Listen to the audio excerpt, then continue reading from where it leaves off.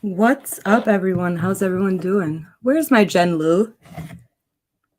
Jen Lu. Welcome, everyone. So here's how this is going to go down. Mr. Smiley and I spoke for, God, I don't even know how long, and recorded the whole entire interview. And I'm going to play that for you all now. So while you guys are listening to Mr. Smiley's story, jot down questions that you have or whatever comes up.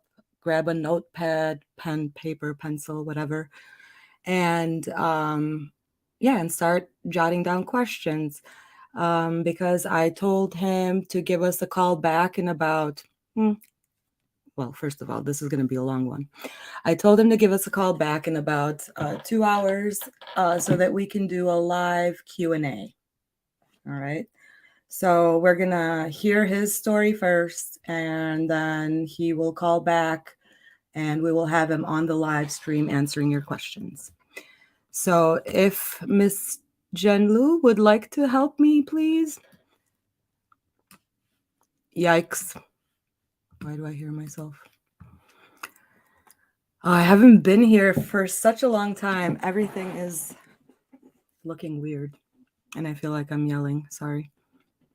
Hi, Heather, whatever. Team Psych Ward.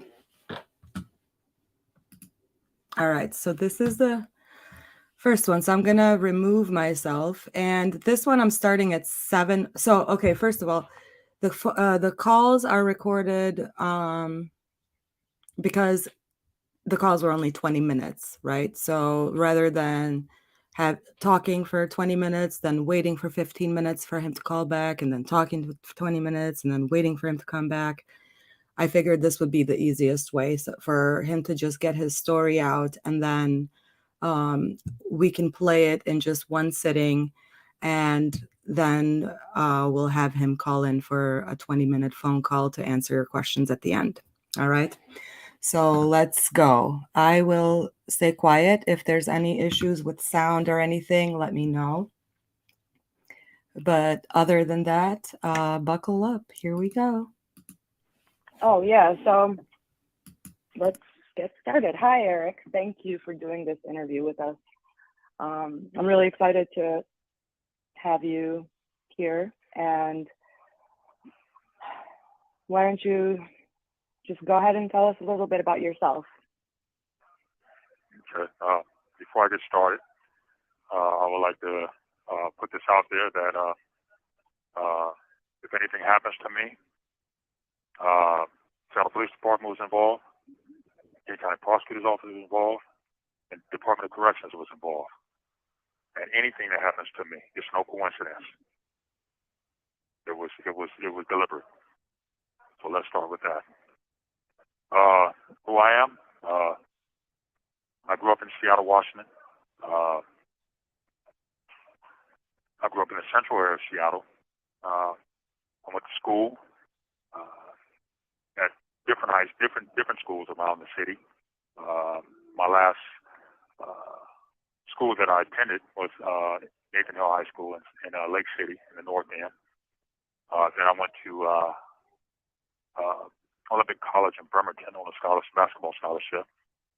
I played there 2 years, and then I came back home, and so come back home, and you start living a life that you never thought you'd live.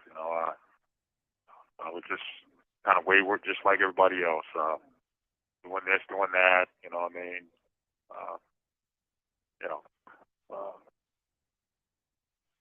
Just hanging out with people I should not have been hanging out with, and so basically that opened the door to where I am today.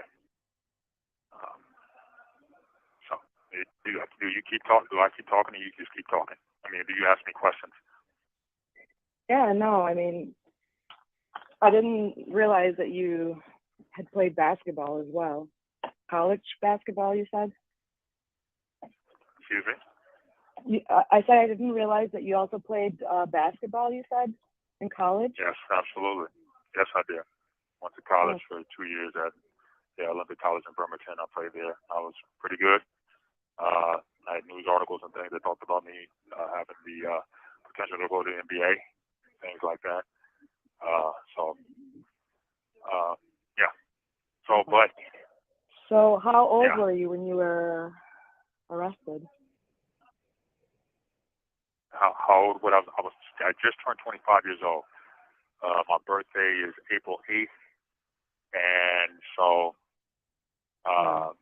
this was 2 months after my birthday. So I was basically a fresh 25 when I got arrested.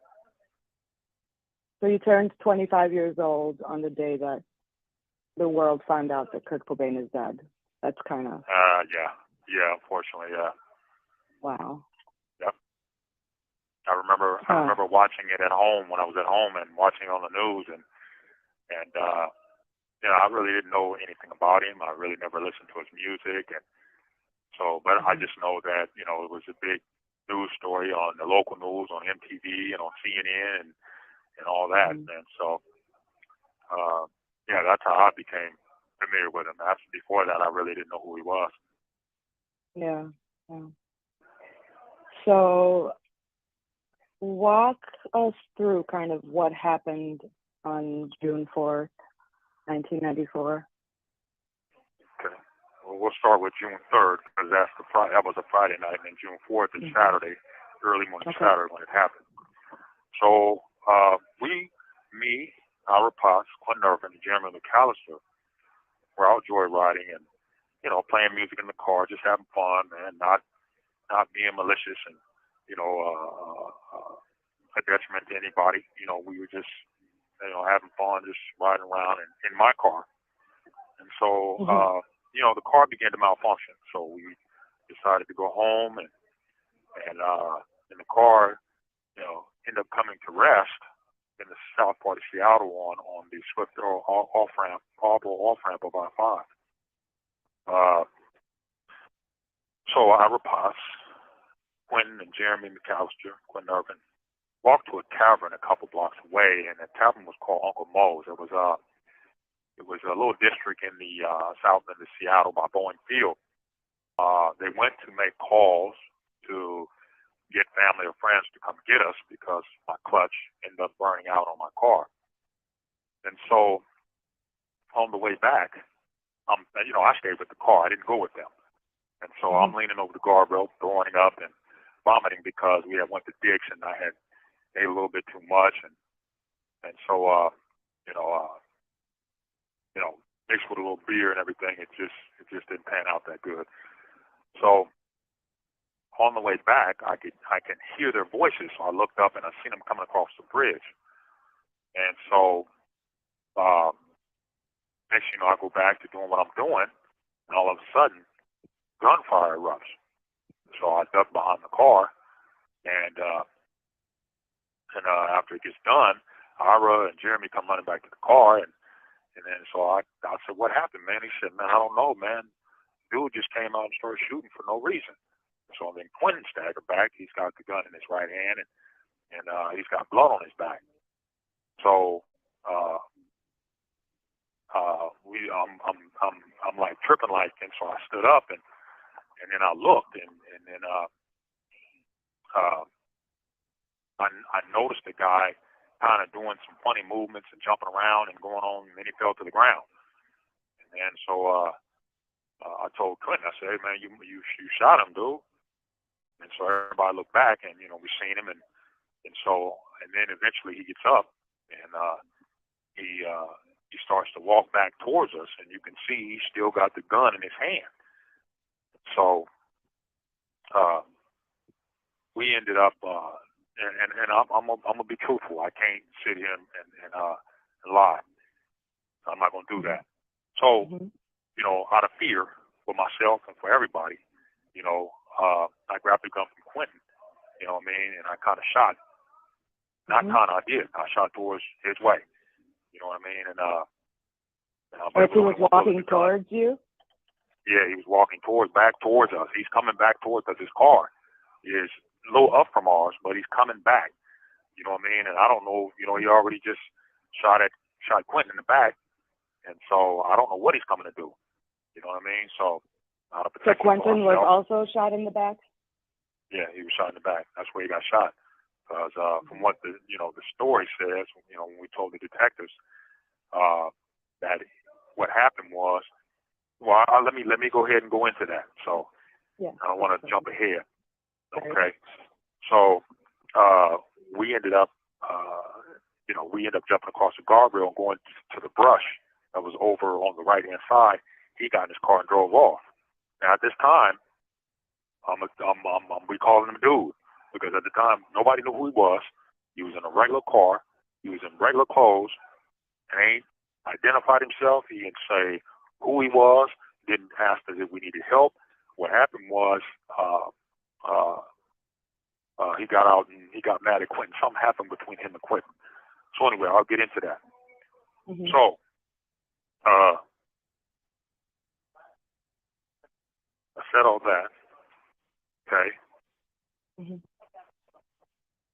Okay. So then after he left, there was two women that I knew from around the clubs and just in socializing. Wendy Miller and Paula Slimkowski. That's her name. They drove down the off ramp and they seen us coming from the bushes and they stopped. We told them what had just happened to us, and they told me that they had drove by and seen me by myself. They didn't see the other guys, and so because they knew me, they were coming back around and asked me if I needed any help. And so, like I said, they came back around and we told them what happened, and then we hopped in their car and said, "Give us a ride to the south end," which is Jeremy McAllister's aunt's house, Marie Mcallister. So we all hopped in the car. Quentin, they had to let the window down with Quentin because I guess he was getting a little nauseated or whatever from being shot or whatever. And so as we're driving, we travel along Beacon Hill. We go up the street in Cleveland High School. You can see that from where we're at. And then we make a right and go towards Beacon Avenue in O'Mello. Okay, so that right there is where the Seattle Police Department South Precinct is located, like diagonally right across the street. And so all of a sudden, we've seen all these emergency vehicles parked at the entrance. We've seen cop cars coming from all different directions. And we're like, wow, I wonder what happened here. You know what I'm saying? We didn't know anything. And so we proceeded on to the south end of Seattle to Jeremy's aunt's house, Marie Mcallister. I get out. And we go inside. I think Ira leaves and go to his grandmother's house. And so he disappears. Quentin gets in the car with his girlfriend, Coffee. She drives, I guess, to his mom and dad's house to go get them. And so me and Marie, I called the tow truck, and it seemed like as soon as I hung up, the tow truck driver was there. I'm like, whoa, that was quick. So we get in the tow truck with the tow truck driver, and we drive towards back to Beacon Hill, and we get on the freeway at Alaska Street, which is a opening and exiting of getting on I-5 or exiting I-5. The tow truck driver, out of the blue, in a strange comment, tells us, "Say, you know that a police officer was shot over here, by the off-ramp. He says,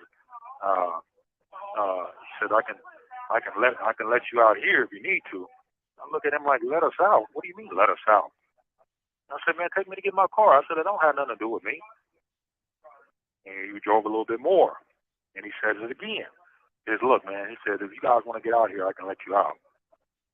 I'm looking at this dude like, what is he talking about? What is he saying? So as we approach, you have 60 seconds remaining. I told him again that, man, I don't know what you're talking about, man. Just take me to get my car, bro. And so he takes me to get my car. And so as we approach, there's a bunch of emergency vehicles already there. So I'm like, I wonder what happened up here. And so, I didn't, nobody had no idea. So we got like 30 seconds. So I don't. You have 30 seconds remaining. So we'll just, you can just call back. Okay, let me call right back. I'm gonna try to call right back.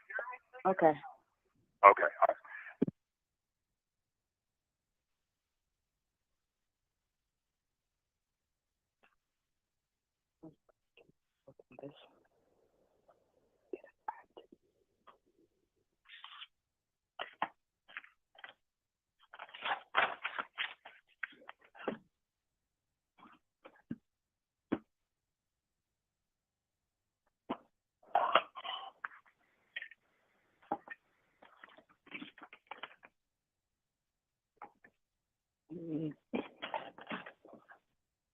You still got me recorded, right? Yes, yes. So you said you were in the tow truck and he kept telling you to get out. Yeah. Yeah. So we're approaching the off ramp, and you can see emergency vehicles flashing their lights. So obviously, something happened over here. We're still not aware of what's going on. You know, all we know, we just got into it with a stranger with who was in plain clothes in a regular car. So to us, he's just a regular dude. You know what I mean? Especially not saying who he was, not offering us help. You know what I mean? Like the prosecutor alleges, and that we just attacked him. But okay, I'll get to that. But so the tow truck driver, when he gets to the off ramp, he gets out and goes and talks to, I guess, whoever the emergency personnel was. And then maybe about 30 seconds later, we hear these voices yelling at us, telling us, passenger, don't move. Put your hands up. We put our hands up. Put your left arm or your right arm out of the tow truck door and open it slowly. Open it slowly. He says, get out on the ground and put your hands on your head. Get out on the ground, put my hands on my head, and they handcuff us. And they did the same to Jeremy's aunt, Regina Mcallister. So I was taken by two gang unit officers. I'm assuming they were gang unit, and they put me in the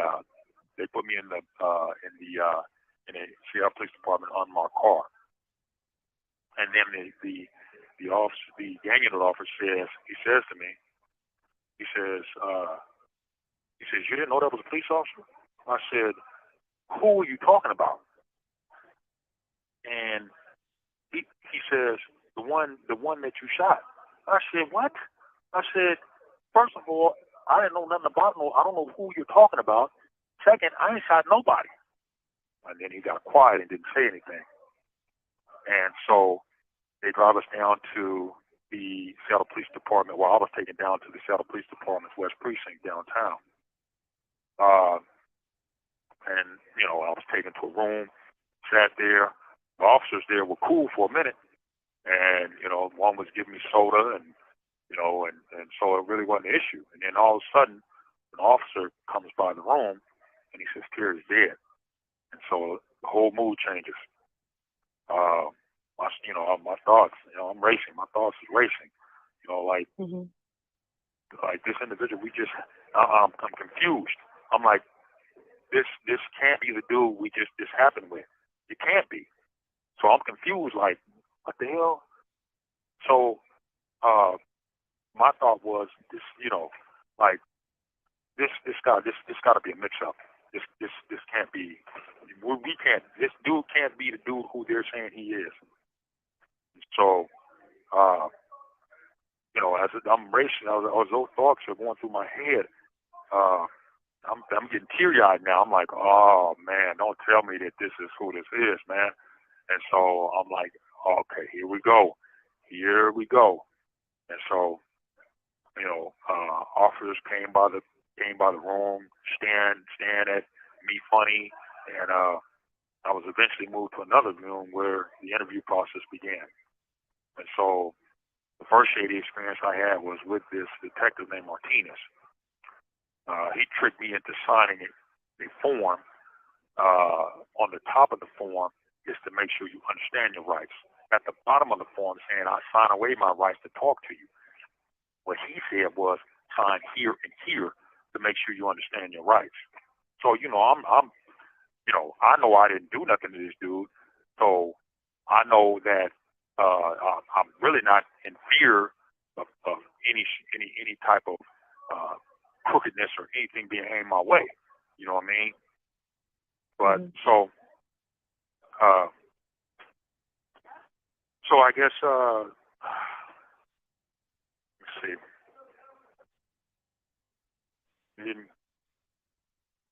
Yeah, I'm here. Okay. Like I say, he basically tricked me into signing away my rights, and so then I basically started to tell them what had happened. Mhm. You know, but you can see, you know, how everything played out. They weren't gathering information from us to find out what happened.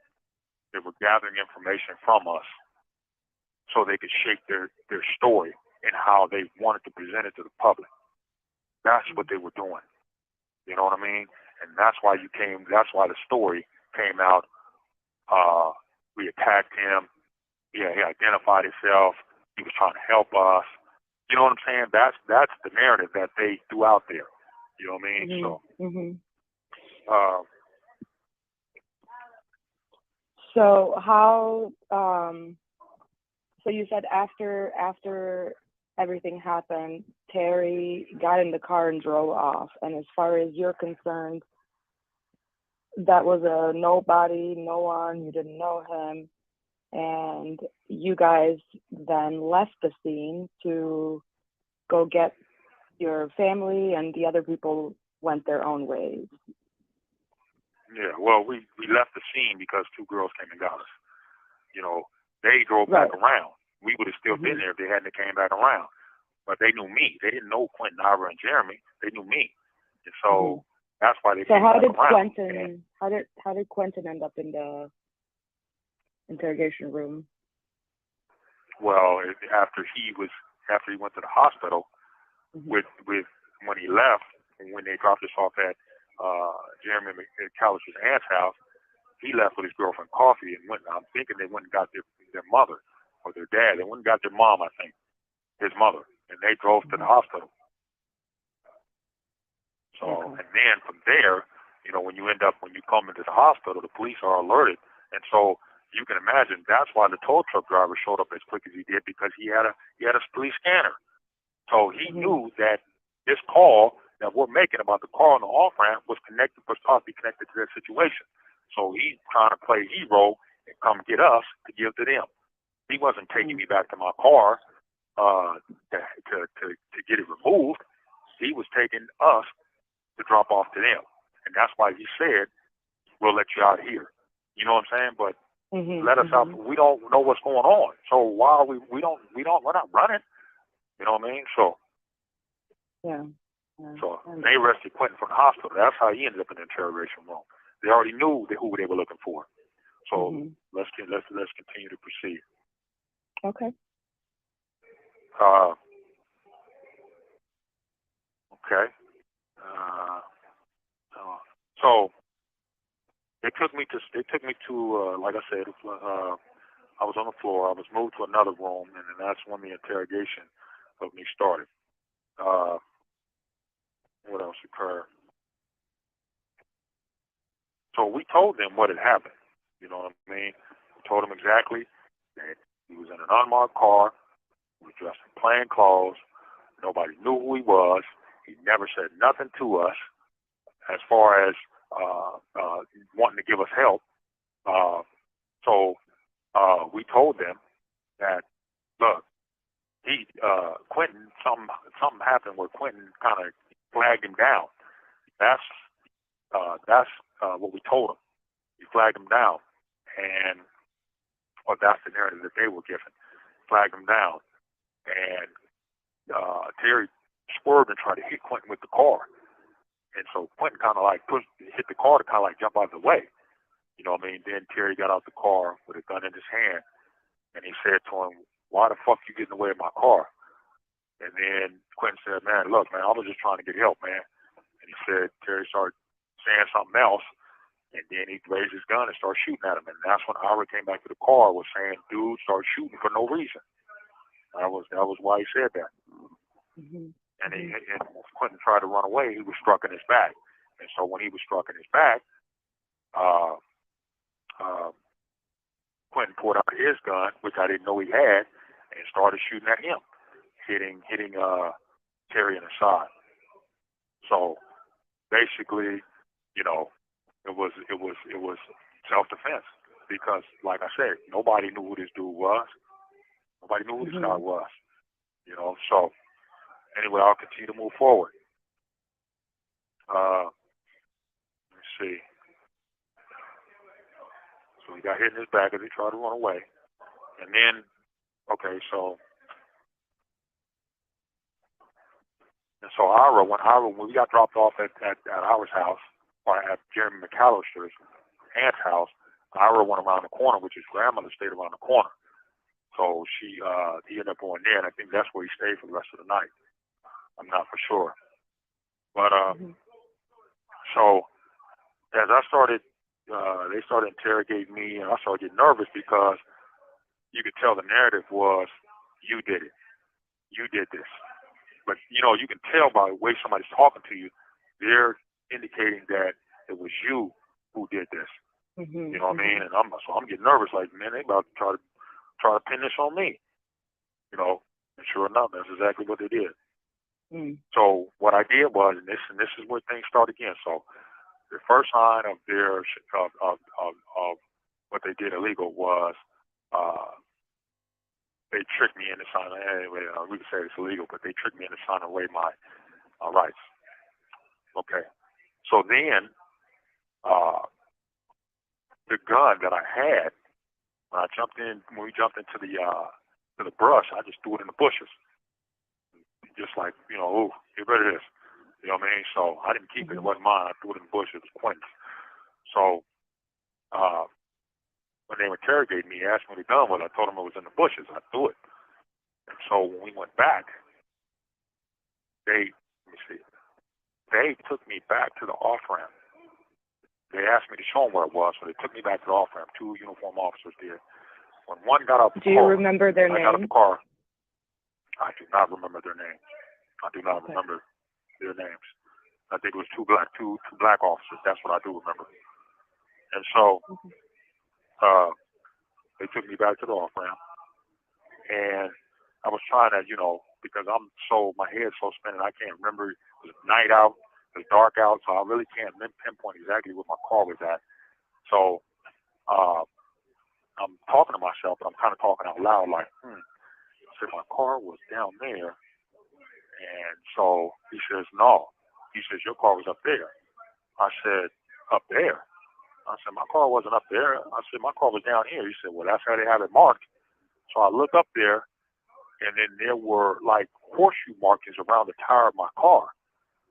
So what they did was they turned around and moved and marked my car from its original space, or this is what I seen when I went back, and they used red horseshoe markings and put my car up by his.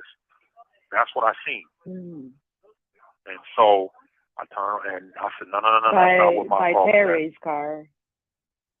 Yeah, they put us right up by him. Now, however that played out or whatever, that kind of helped their narrative. Like he got out the car, came to us, and you know what I mean? It was a distance. It was a distance between our car and his car, my car and his car. So, so they put me back in the car, drove me back to the precinct. Now this time they're looking for Ira. They want to speak with him so he can tell his version of what happened. So I guess they ended up talking to Ira, and he came. When I came back, he was coming into the office. So I think as they're trying to, I guess, put me back in an interview room or in a holding room, Ira came in, and I said, Ira, man, these people are trying to blame this on me, man. Tell them I didn't do this, man. And so they act like they didn't want me talking to them or something. And so Ira gave his interview, told him what had happened, told him Eric didn't do it. It was Quentin who did it, but this is what happened. And so he told him what had happened. And so after that, maybe about an hour later, they pulled me out of the cell, Detective, and I think it was Detective Cameron. He came in and opened the door with another uniformed officer, and they handcuffed me and they flung me out. And so this dude named Detective Tom Pike, he was standing there. So as they were taking me the way me and him confront each other. He says, well, this is his exact words verbatim. Well, we're gonna send you to jail for a couple of days. I looked at him, I said, send me to jail for what? I said, I didn't do that. He says, we know you didn't do it. We know you didn't do it. We just want to send you to jail for a couple of days and we'll let you out. I said, send me to jail for what, man? I said, I didn't do it, man. He says, here's my card. Call me. I said, give you a card for what? And he told dude, he said, take him away. And so they took me away. And so I was taken to the King County Jail, placed on the 11th floor in isolation. I was initially in a red jumpsuit. And then after maybe about a few days or a week or so, I was placed into ultra security suit. And so that's what I had on for the rest of my 3-year stay up on the county jail. Yeah. So what is an ultra security suit? It's when you're a high profile case, that's the type of jail garments they'll put you in. It says ultra security on the side of the leg, and it says ultra security on the back. So you're supposed to be a high profile individual, and they need to put you in that to identify something about your case. Okay. So yeah. So you were supposed to be identified as a cop killer, right? yeah, I mean a high profile case. I wouldn't call it a cop killer. I just say a high profile case. I mean, if you murdered 10 people, they would probably put you in that, or 5 people, right. They'd probably put you in that. Yeah.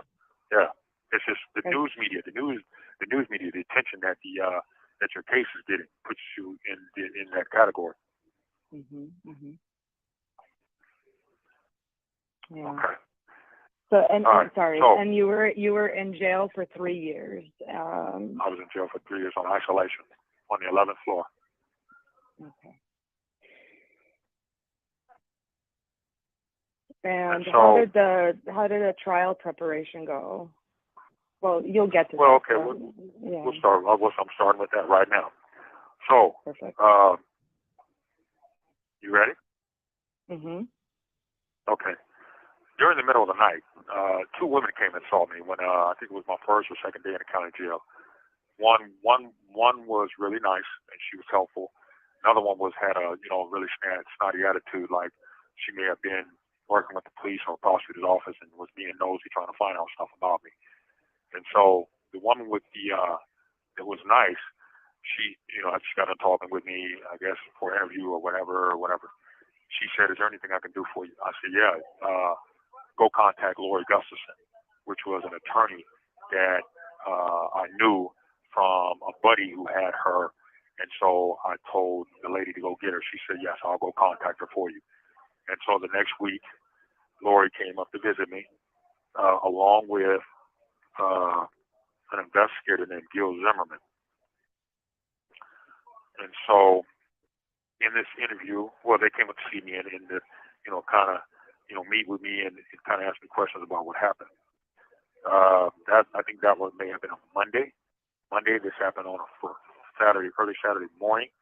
So this was probably Monday when she came to see me. Let me see.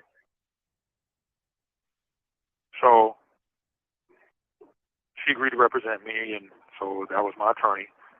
I was able to speak with my family and stuff while up in there, and then I found out from the local news. They told me that the local news reported that Gary said I shot the one who shot me. I never got shot. My family was confused as they knew I didn't get shot, so they were wondering, well, why am I in county jail if they're already identifying what had happened and who did it? You know what I'm saying? So, right. They were confused by that. But anyway, so as Lori and Gil Zimmerman are talking with me, Gil Zimmerman, they told me what. You have 60 seconds remaining. Let me finish this. This is real important. We talked about the charges, and they talked about officer being charged. I mean, when an officer dies on duty, this is what happened. Da, da, da, da. So, but they said, well, let us get the discovery. So then all of a sudden, they asked me, like, let me stop right there because Okay. I need to be able to tell you this. And look, I'm gonna try You have 30 seconds remaining. waiting on the phone. So this time they're sitting here waiting. So give me a few minutes, and I will No definitely worries. call you. I'll call you back. Okay. Sounds good. I'll be here. Okay. Okay. Call you right back. All right. All right. Bye-bye.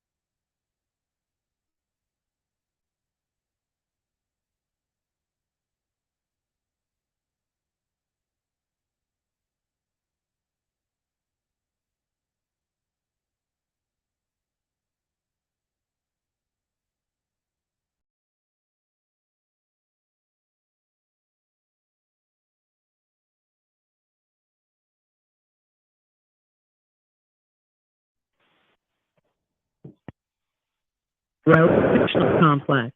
This call will be recorded and monitored. If you wish to block any future calls of this nature, dial 7 now. To hear the cost of this call, press 8 now. To accept this call, press... Thank you. All right. Hi. Okay. All right. How you feeling? You okay? Yep. Okay. Is my voice and everything coming through on the recording and all that? Yes, perfect. Okay. All right. So here, okay. Let's pick up again. You ready? Mhm. You got it going? Yep. Okay. Okay. So as I'm up in the county jail, my attorney Lori Gustis, along with an investigator named Gil Zimmerman, came with a discovery, showed me what the prosecutor was saying and what I'm being charged with. I was being charged with, along with Quentin, with 3 offenses: aggravated first-degree murder, which carries life in prison as a death penalty because he was a police officer allegedly in the line of duty. We'll learn later why this was too. We were also charged with attempted first-degree murder and second-degree felony murder. But one of the things that caught my attention in reading discovery is it said he shot 4 times from a 5-shot service revolver. That was not true. I told my attorney that this guy did not shoot no 4 times. I told her he shot about at least 15 or 20 times. She said, well, that's what they have in discovery. I told my attorney that's a lie. I know what I heard that night, and it was definitely not no 4 shots. The And this is investigator, Gil Terry. Zimmerman. Huh? Yeah, exactly. And so the investigator, Gil Zimmerman, was telling me how this probably wouldn't even be an issue if this guy wasn't a police officer. I told him that I don't understand why I'm here. I said, I didn't shoot this guy. I told him the most that I could be charged with second-degree assault while unlawful possession of a firearm. That's basically it. I said, but murder? No way. So then the investigator then shockingly says this to me. He says,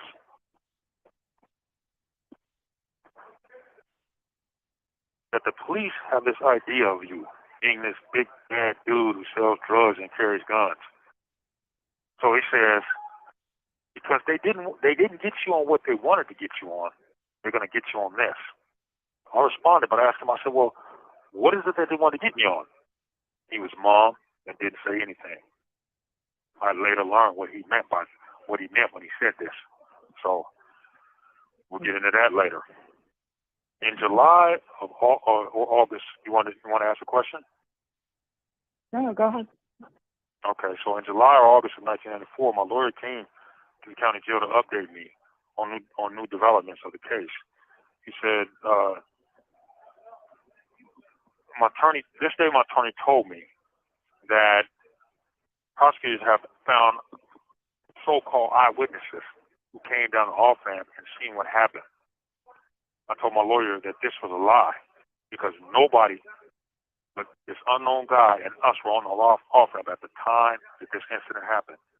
I told my lawyer, I don't know where they got these witnesses from, but they definitely weren't on the off-ramp at the time this happened. So now you went and got witnesses that wasn't even there. Would this be this Christina person that testified in trial? Yeah, exactly. Yeah, absolutely. Christine Moppin. Exactly. Okay. So see, if you look at her testimony, what she described, coming down the off-ramp, trying to help carry into the car, come on, man. That never happened. She was never there. She was never there. So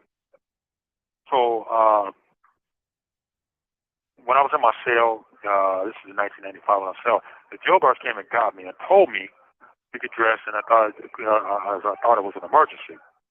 Quentin and I were rushed down to the courtroom. When we got there, my lawyer told me that the prosecutors were trying to do something they had no business doing. So as I listened to the hearing, I learned that the prosecutors and police had secretly set up a surgery at Harborview Medical Center, 2 blocks from the jail, to have the bullet that was lodged in Quentin's back removed without anybody knowing about it. Wait, they did what? They set up a surgery. They secretly set up a surgery at Harborview Medical Center. Now, this is in the court. This is in the court records.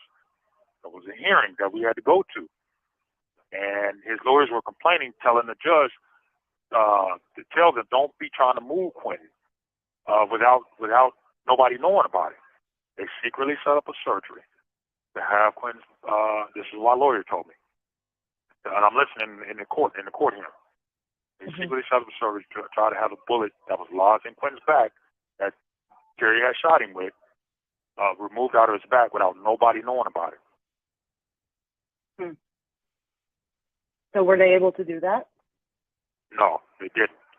Okay. And the reason why that happened, and the reason why that didn't happen, is because somebody, they don't know who, called Quentin's mother's house and was asking about medical records concerning him. She became alarmed and called the attorney. And then they did some investigation and found out what they were trying to do. That's how it got stopped. And Quentin was 18 at this time, right? Yeah, I think he was 18 at this time. Yeah. Okay. So,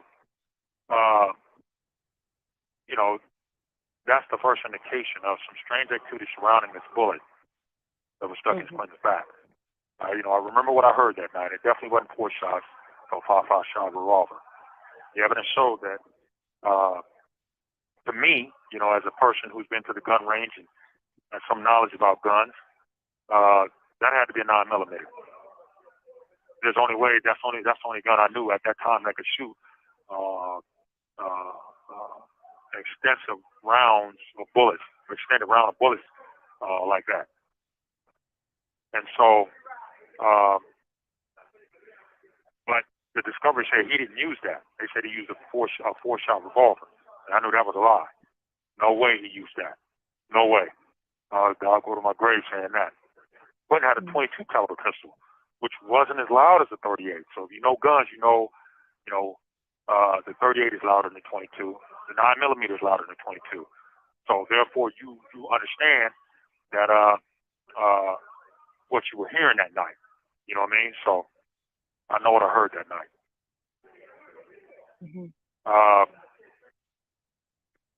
With all this playing out, my understanding tells me that he had to use a 9mm pistol, because that's the only gun that's able to discharge that volume of rounds that I heard in those early morning hours. So then the question becomes, what was the 9mm, or what was that 9mm? Why was it not admitted into evidence? Why were the guns switched? Why did the prosecution police conspire to secretly set up a surgery without the attorneys knowing about it? It means they picked the shell cases up off the road, didn't turn them in. All that old crazy stuff. You can guess. You can put 2 and 2 together. You know what I mean? So, in 1995, I finally had a chance to talk with the female. One second. So, what you're telling me is that what you heard that night is not consistent with what would have been Terry's police gun, police What revolver. I'm saying is, no, exactly. It couldn't have been, the revolver was 5 shots. 5 shots. But you What heard more 5 than shots? 5. I heard more than 5. I heard, like I said, about 15 or 20. Mm-hmm. There was a lot. So they're trying to, so you're saying they're trying to make it appear as if he was on duty when he really wasn't. Exactly. That's part of it. That's part of it. Okay. Absolutely. By saying Okay. it was a service revolver. That's part of it. Mm-hmm. You know, so in 1995, I finally had a chance to talk with the female, Wendy Miller, who came up, who picked me up on the off ramp that night that I'd been on, for a few years. And then we kind of, talking on the phone in the county jail, we kind of rehashed over the incident. She was telling me how, that she seen it on the news the next day, and that she seen my cousin at South Center and told him what had happened, and so he didn't even know what had happened to me. Then Wendy drops this nugget on me.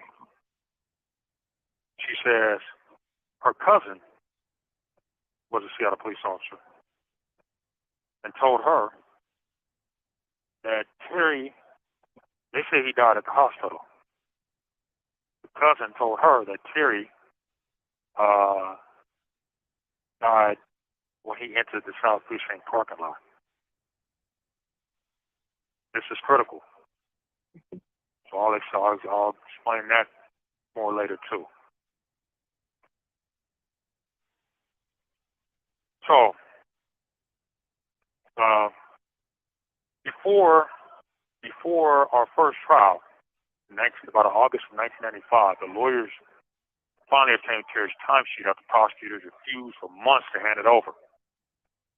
My lawyers sent it when they got it. They finally got it. They sent it to the Washington State Patrol Crime Lab to have it analyzed by a handwriting expert. During a pretrial hearing, my lawyer stood up in court and told the judge, now I didn't know nothing about this. Finally, I just know what I heard at the hearing. And I told the judge that she received Terry's timesheet from the State Patrol Crime Lab, and stated that it had been altered. It had been determined to be altered in 6 places. Okay. This was determined by the state crime laboratory. So you're saying that Terry's timesheet was submitted to the state crime laboratory for handwriting analysis. Yes, and they found that it was altered in 6 different places. In 6 places, and that's what they report in the books, Who Killed Cobain and Love and Death. So you remember that part, don't you? Yeah. Okay. So. I mean, I remember. What do you mean, do I remember? Let's clarify that. Yeah, that's mentioned on pages 153 or 54 or something like that. Okay. And Who Killed Cobain and Love and Death, pages 240 or 241. 244, 245, something like that. Mhm. Okay. So we'll proceed on.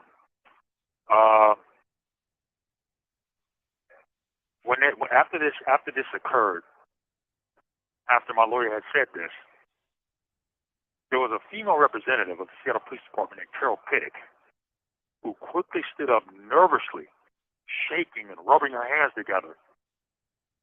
She was so rattled and I couldn't really understand what she was saying. But she blamed the altered timesheet on Mayor Norm Rice, who was the mayor at the time. Just watching this play out, she just looked scared to death. And I turned to my lawyer and asked, I said, what's wrong with her? The lawyer said, I don't know. And at the time, I didn't know either.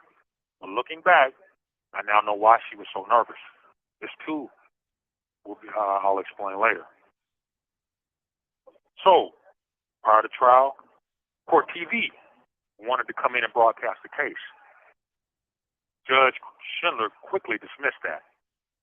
The lady who was making the motion or whatever and trying to convince the Judge Schindler to allow them to broadcast the tape. Judge Schindler wasn't having it. At that time, I didn't know why.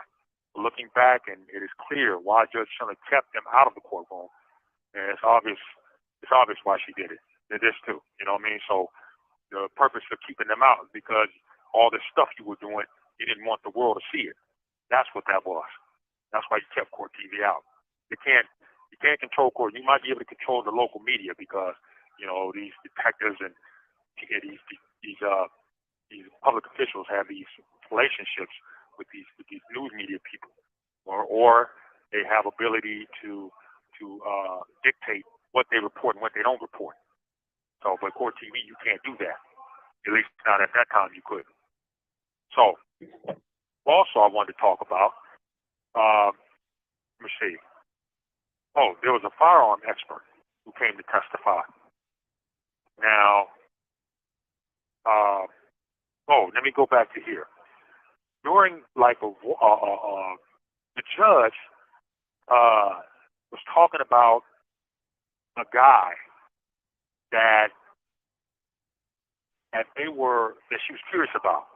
I don't think the prosecutor and them were aware of him, but she said it in court.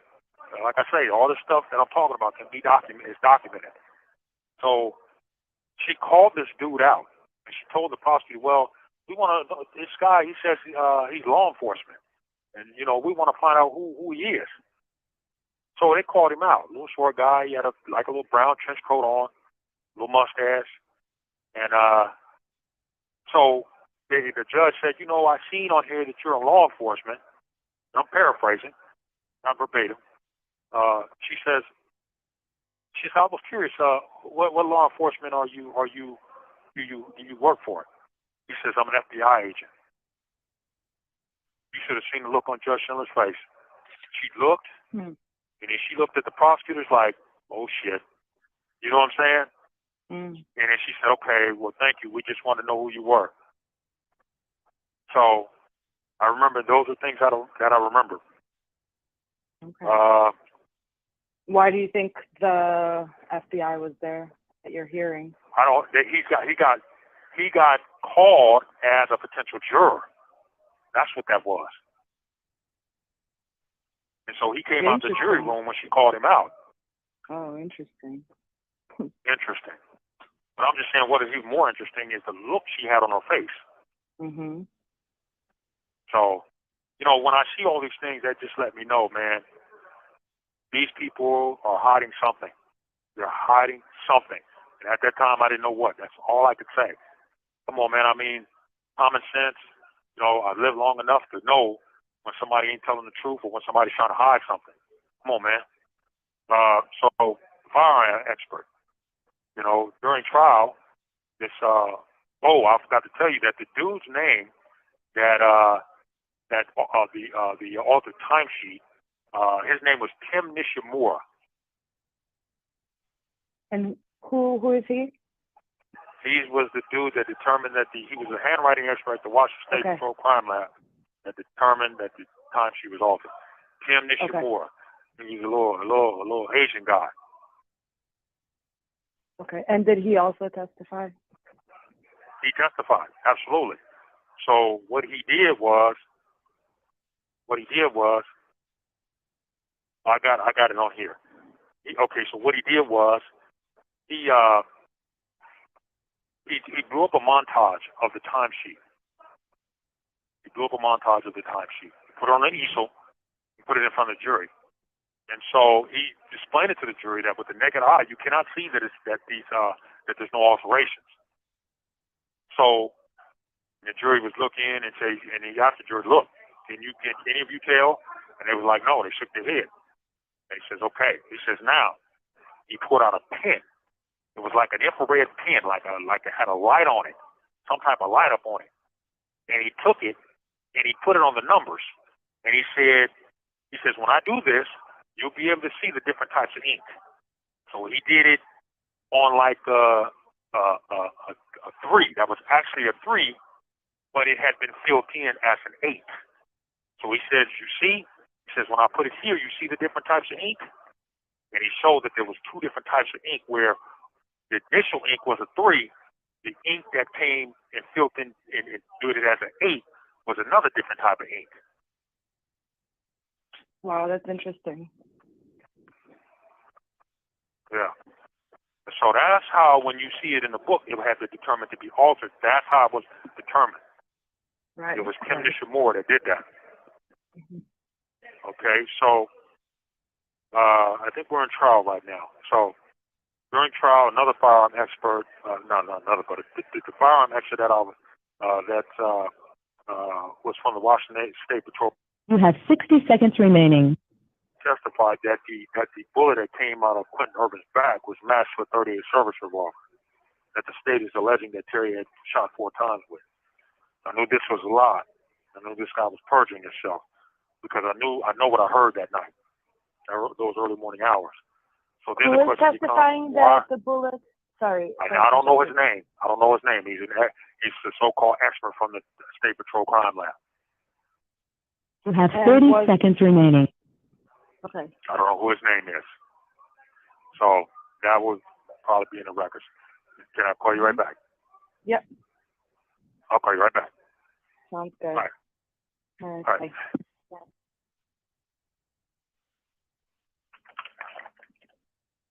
At least at the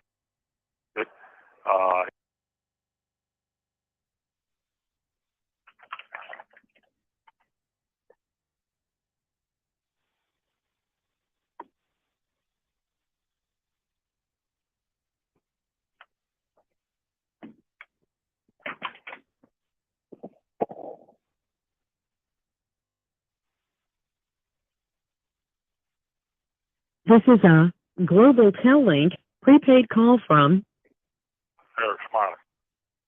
an inmate at Monroe Correctional Complex.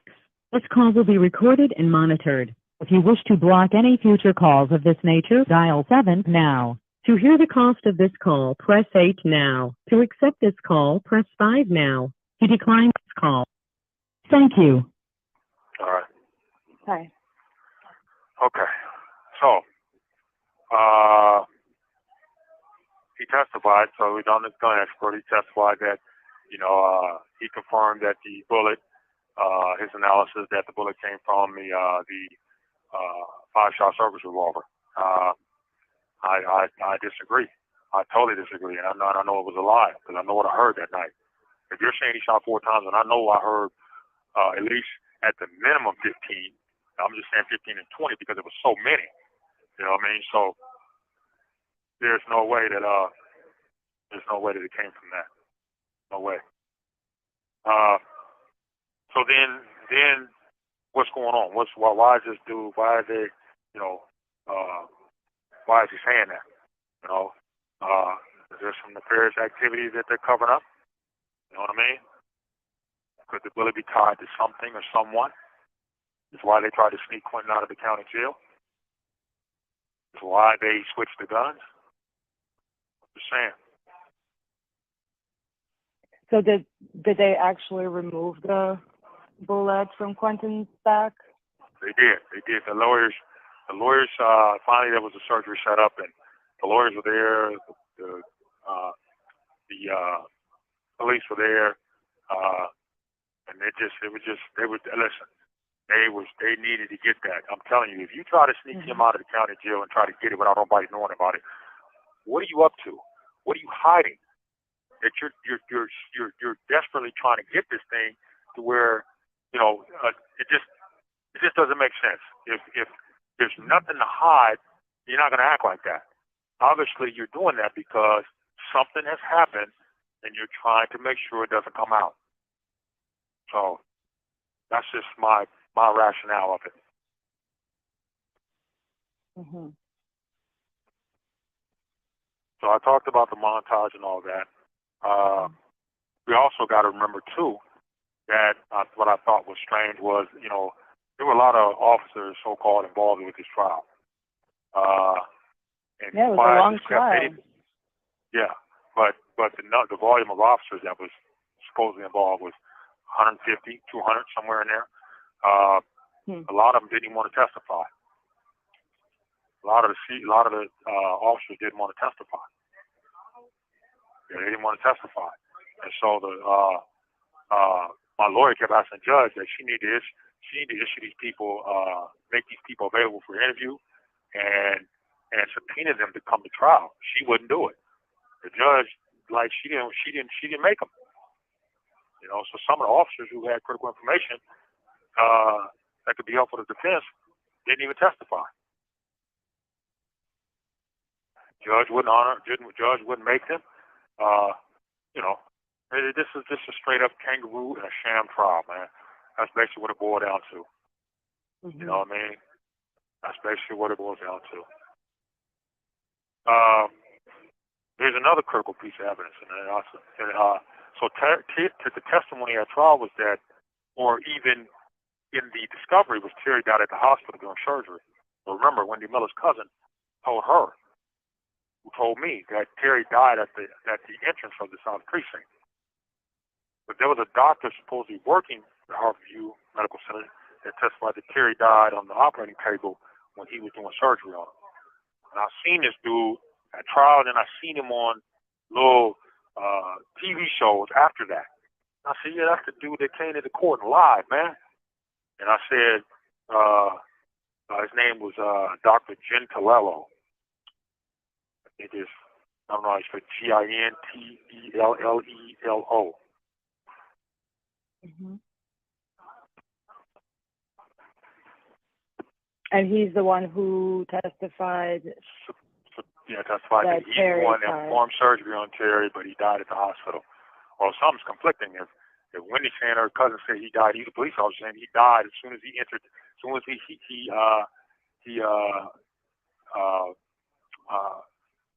drove to the South Precinct entrance. So I'm more inclined to believe that. You know what I mean? Yeah. So, according to the trial stuff that I read, Terry ran into Officer Castor, and apparently, alleged that Terry said it was a tall one, the driver. Yeah. But remember I told you at the beginning, the way they yeah. were talking, how they were trying to blame it on me. So that lets you know right there that there's another scenario that they tried to put together to blame it on me. Mm-hmm. And I'm gonna explain this to you why they did this. I'm gonna explain this to you why they did this, and then why Bill Zimmerman said what he said. Okay.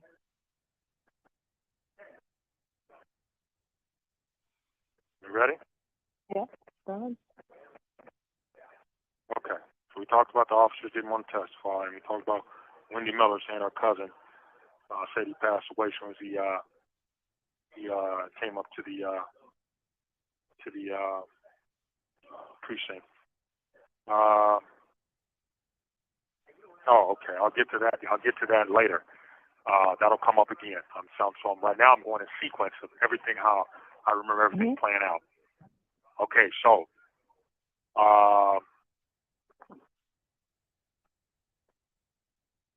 Okay. So all this happened when I told you about the doctor, the firearm expert, the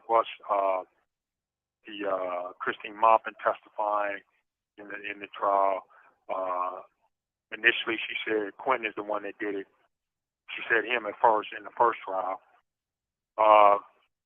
So then there was other people that came and said they came down the off ramp and seen this, and I'm telling you, I know what I've seen.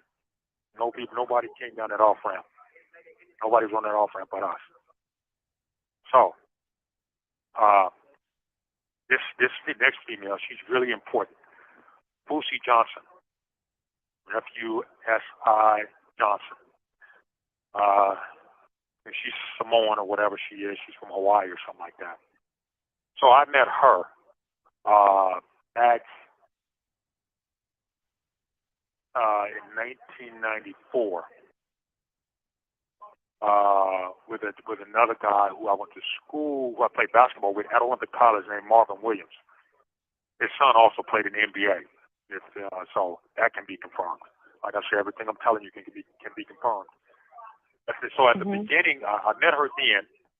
We see each other in passing every now and then. But then when this happened to me, she came up to the up to the jail and hung out, and she acted like she had my best interest. And I think there was something that I may have missed about her, but I'll go back and grab that. So, okay, me too. I might have passed that. Let's see. Okay, I might have passed that.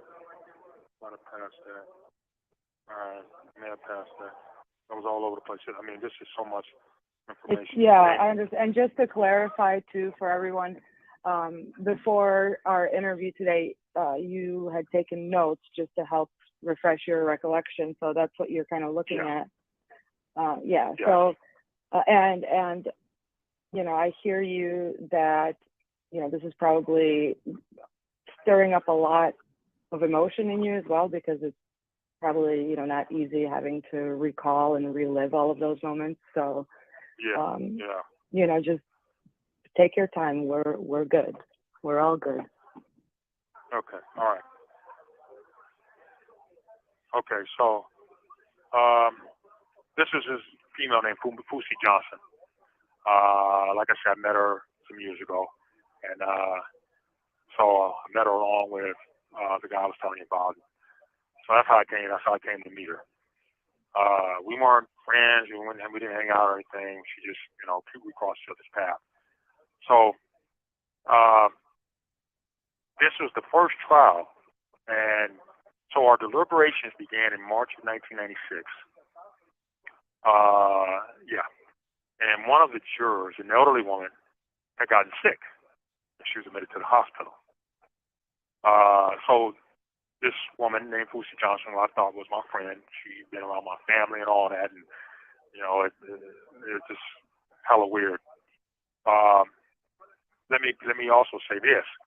When she first came around, weird things started happening. She went and got some belongings from our friend Sean Ware's house, and then all of a sudden they came up missing. I had her watch over my storage. My storage got broken into and ended up getting stolen. It ended up in a female's hands named Regina Mcallister. I'll explain her later too. So I can't even explain how that happened. But then, so those are two scenarios. Oh well, we have more important things to think about than material items. But these questionable situations surrounding her started to raise red flags, and so this was what did it right here. So, I explained that part, that I met her at a nightclub outside the suburb of Seattle, which was in Renton. It was called the Galaxy. She came up to the jail to visit me. You know what I mean? Like I said, I thought we was cool. I thought she genuinely had a concern for my welfare. She integrated herself somewhat into my family as well, and we found out how wrong we were about her. I had enough, like I said, I had enough trust in her for, to do certain things, man, and she let us down. So, like I said, trusting her cost me material items, things like that, but like I said, we weren't concerned about that. On this day, my visiting was on a Thursday.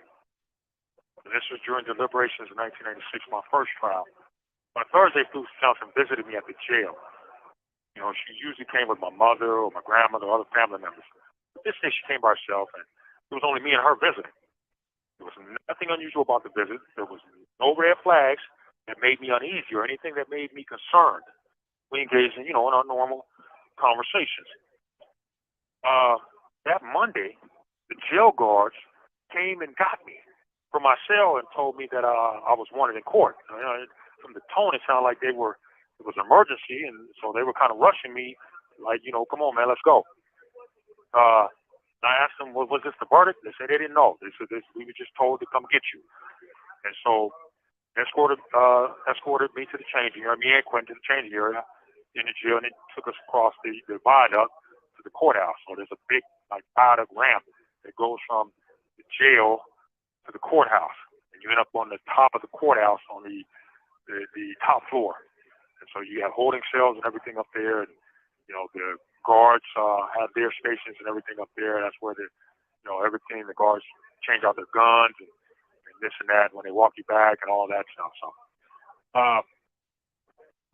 So when I came off the elevator, right, and began to walk towards the courtroom, my lawyer quickly ran up to me, and she was like, "We got a problem." I said, "What do you mean we got a problem?" So I'll tell you more when we get in the courtroom. So the guards escorted, a guard continued to escort us to the courtroom. And I noticed, as I'm going down the hallway, I seen my mom crying. So, she was in a little bit of hysteria, like I can't believe this. And then I turned and looked down in the opposite hallway, and I see Miss Johnson down there crying, being comforted by her sister. I'm like, what the hell is going on? So seeing all this, I was confused, and I didn't know what was going on. The guards escorted us into the courtroom, removed my restraints, and then I was able to sit down. My lawyer Gustus, came and sat beside me and started to tell me what was going on, but she had to stop because, Judge Schiller came in, and everyone had to stop talking and stand up for her. And, so we sat down, and as I listened, the judge started talking about the inappropriate contact with a juror. Now, I'm really confused now. What the hell is going on? So, crooked prosecutor Scott O'Toole, he's another one that's connected with this and involved with it. Got up to speak.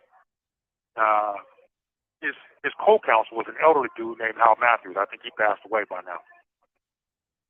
So Scott O'Toole began talking, and I began to squinch my eyes like, is this guy saying what I think he's saying? Sure enough, this dude was accusing me of sending this so-called girlfriend, Fusi Johnson, up to the hospital to have contact with this juror in an attempt to cause a mistrial because I was trying to sabotage it because I thought I might be found guilty. Yes, he did that. I couldn't believe it. I said, yeah, he did that. I couldn't believe it. I said, oh, this dude is out of line, man. He accused me of being behind it. So O'Toole put an motion for a judge to rule a mistrial. Judge Schindler denied the motion. But my mindset went into overdrive as to what is going on. I mean, I was speechless. Like, come on, man, I'm being accused of trying to sabotage a verdict? Are you serious? And so I said, so after hearing this, after the hearing got done, I was escorted back to my cell. And I sat in my cell and I started, super analyzing what was going on. Because I knew I hadn't done anything wrong. And I knew, I didn't tell this female to do that. You know what I'm saying? So I'm like, what the hell? So she said my first thought was, why did Fusi go up to this hospital and didn't tell me or anybody that she was going? And she didn't even ask, was it okay to go? I'm thinking about it. She didn't say not a word. I'm like, what was she thinking? And my explanation was her mother, this is the explanation she gave. Her mother raised her to be compassionate and loving. And she wanted to go up there and see if the juror was all right. I told her there was nothing wrong with, having a compassionate and loving spirit and heart. I told her, but this is a different situation. You could have caused me a not guilty verdict. What are you doing? I said, for whatever reason, she seemed to believe that what she did was more important than making sure that what she did or the impact she could have had on my case. She thought what she did was more important than the impact she could have had on my case, the potential outcome of my case. This was another red flag. So I'm thinking, like, after the verdict, right? I was like, I'm thinking I had a mistrial. I had a mistrial in that case. Quentin was found guilty of second-degree murder. And I told Fusi that she could no longer visit me or be around my case. I barred her. I said, no, you cannot come around my case no more. My mom, she was done with her. She didn't want nothing else to do with her. But I still talked to her on the phone, but that was it. Another thing that raised red flags, with me is one day I had a conversation with the jail guard who went by the moniker New York. Now he tells me that he sees her in the jail a couple of times, that she'd been processed in. I'm like, are you sure? I said, because she would have told me about that. Now this was in sometime in, this had to be in 95 probably, maybe early 96. Whenever he saw her, she never told me about it. That's the thing that keys in on me. And I asked him, I said, I asked him, was he sure? He said, look, man, he said, I know what she looks like. She comes up to individuals all the time. I asked him to tell me what he saw. He said she was coming in and receiving at the bottom of the jail. I was like, She never mentioned anything about this to me. Coming in the jail. She never said anything. I was like, that was odd. You know what I mean? That was really odd. Yeah, that was odd. So, like I said, she had been around my family and my mother. And, we were under depression. She had that she had our best interest. She grew to have a sense. We grew to have a sense of closeness with her. We were wrong. She has, she didn't share deeper personal things with me. So why wouldn't she tell me that she was in the county jail? Why did she tell me she was talking? You have 60 seconds remaining. This didn't happen once. It happened a couple times. You know what I'm saying? So, you would think that, be like, look, I came to jail, man, and, I got da-da-da. She never said nothing to me. So I'm processing all this in like, there's something fishy with this chick, man. You know what I mean? There's something fishy with this chick. You know what I mean? And I'm gonna get into that in a minute. What I put together about determining who she was. You know what I mean? Okay. Especially from that interview You have 30 seconds remaining. of what happened with her going up to see the juror. So give me. I think somebody's trying to use the phone. Give me a few minutes to call you right back, okay? Sounds good. Huh? It's good? Okay, I'll call you back in a minute. All right. All right. Talk to you soon. Bye. All right, brother.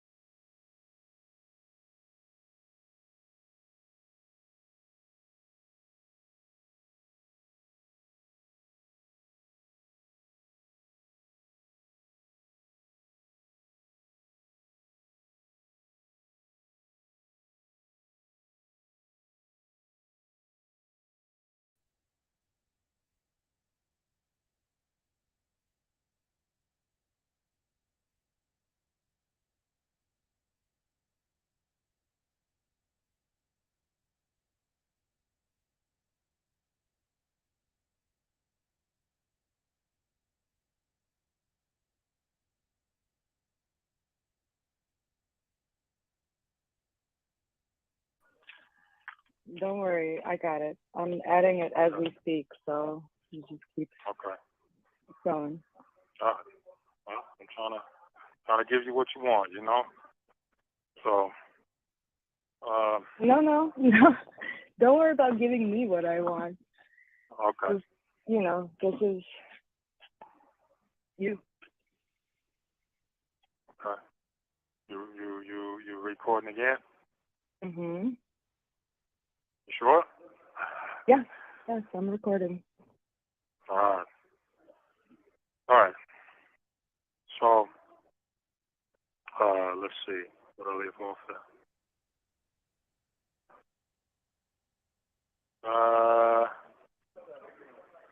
So, like I say, I concluded that something's up with this woman, man. So I said, I started getting this vibe that this woman may be working with the police against me, the police and prosecutors against me. Just too many strange things is happening surrounding her. You know what I mean? My personal, my clothes and jewelry kind of missing. My storage being broken into, and it ended up in the hands of, this female named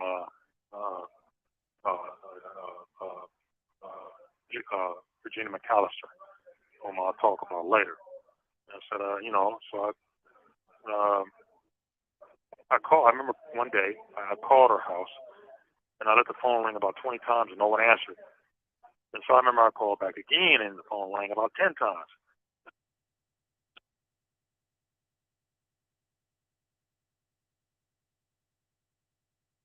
So I decided to call back one more time, and her daughter answered the phone. And so I said, have you been at the house? She said, yeah. I said, I just called like 20 times, 30 times.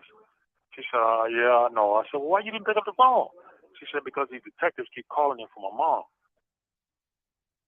I said, calling in for your mom about what? She says, I don't know. She said, but they keep calling here. I said, She never told me about that. See what I'm saying? Never mentioned it to me. I'm talking about even after that, she never mentioned it to me. Mhm. So, no, I just said, you know what? So her daughter told you basically that they stopped answering the phone because the police. She stopped kept answering the calling. phone because they kept calling there trying to get in contact with her mom, and so she didn't want to. She didn't want to talk to him.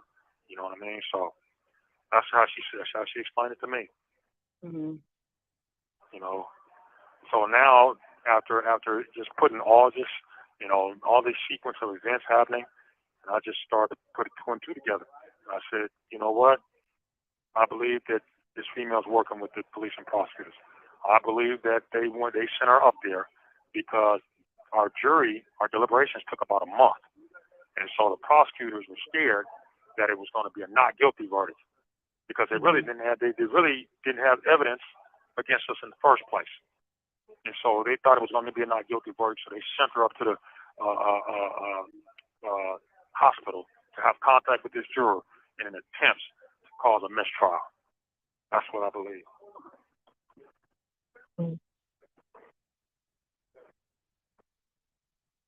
So. Well, you did get a mistrial in the first one. I got a mistrial, but what I'm saying, what they tried to do. Right. No, I got you. I hear you. Yeah. My mistrial happened in the normal course of things. They were trying to cause a mistrial, out of misconduct, out of illegal behavior, out of corrupt practices. You know what I mean? So after the mistrial, they tried, the prosecutors that summer, we tried me again. You know what I mean? They tried me again on the same charges. And prior to trial, the lawyers came to me. My lawyer, Lori Gustafson, came to me and said, well, the prosecutors want to know if you'll take a plea bargain. I told her no. She came at me again. Not the same day, but maybe a day or sometime later. And said, okay, well, the prosecutors want to know if you take a plea bargain. I told her no, I'm not taking no plea bargain. So she came at me again. I got mad. I said, why do you keep coming to me asking me about a plea bargain? And she says, well, it's my duty as your lawyer to tell you what the prosecutor offered. She said, well, and then you know what you're up against, which I was up against the death penalty. You know what I'm saying? That's what I was up against. You know what I mean? So I said, you do this. And I was so firm in my stance. I said, you tell them they got 2 days. I'll give them a plea bargain. You either take me to trial, or you let me go. That's what I'm offering you guys. Because you know you What were never they charge me offering anyway. you? Second-degree murder.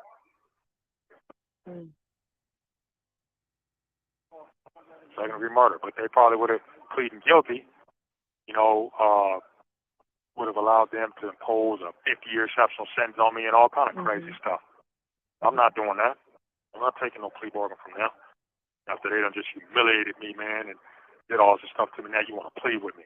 We're not doing that. So, that's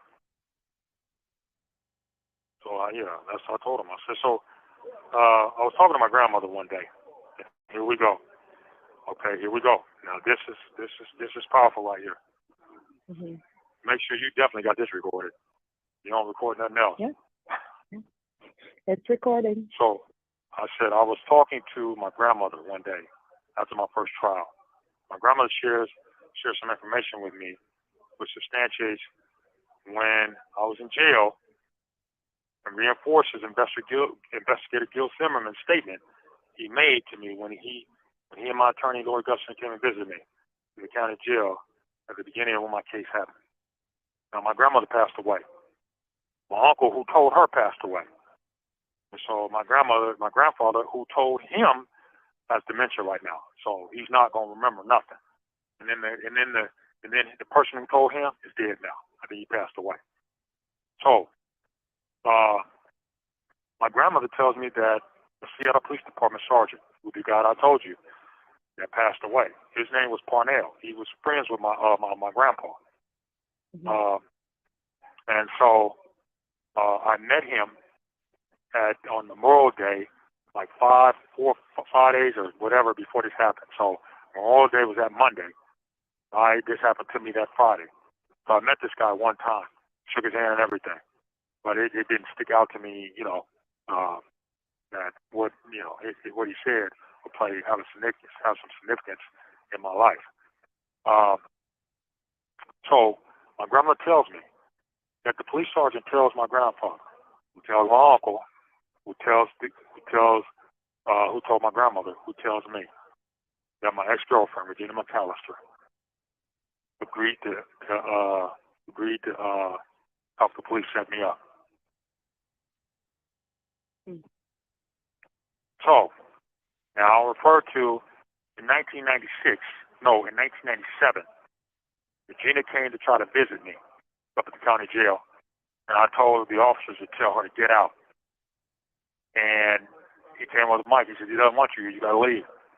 And so she looked at me like, you don't want me here? I just looked at her and I pointed to the elevator, get out. I don't want nothing to do with you. And she tried to, I can't forget this part. Let me not forget this part. So back in 1995, when the timesheet was discovered to have been altered, our lawyers made a big spectacle over the media what was done, and so everybody in Seattle who all knew us thought we were finna get out, and so the lawyers have said.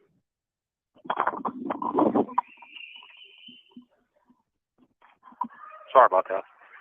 The lawyers have said they were going. Yeah, I'm okay. The lawyers said they were going for a dismissal of charges, and so that was being broadcast on the local media everywhere. And what they did, my lawyers on the TV talking about it and everything. And that's when we talk about Tim Nishimura and how he determined that the timesheet had been altered and all that. So Regina came up and tried to visit me. I talked to her for a minute, but I'm looking at her like, I just found this out that you tried to set me up, but I never said nothing to her. I talked to her for a minute, and then I told her, I said, well, make this your last time that you come up and see me. She looked at me like, why? I said, I don't want nothing to do with you no more. I don't want nothing to do with you. So her reason for coming to see me at that time was she knew what she tried to do. And what she was trying to do was either two things. Get in my good graces again so nothing wouldn't happen to her, or she was trying to get in my good graces again to basically put me in a position to where what was supposed to happen to me would be completed. You understand what I'm saying? Mm-hmm. So, what my grandmother said, she up and agreed to set me up. So when Regina came up and I put her out, her friend came up and said, "Why you put her out?" So I told her that girl's no good, man. She tried to set me up with the police. I said, "This girl's crazy, man." And so she gave me her number. I called her and I asked her, I said, "Why do you keep coming up here? Why do you keep coming around my case?" She said, "You can't make me stop coming around your case." I said, "Well, I don't know why. You already tried to set me up." She said, "No, I didn't." I said, "Yes, you did." She said, "No, I didn't." I said, "Yes, you did." I said, "You think I'm going to be in this and not find out about what you tried to help the police do to me?" She said this. She said, "Okay, what are you going to do to me?" I said, "Oh, okay." So I'll see you. She said, "What are you going to do to me?" Like, "Yeah, okay, I did that." Like, "What are you going to do to me?" I didn't say nothing. I said, "I'll see you around." And I just hung up the phone. Never spoke to her again.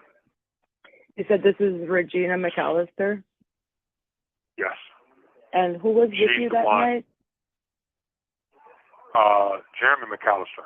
Now, how they got and then the same after name. after that, Who? you, hold on 1 second.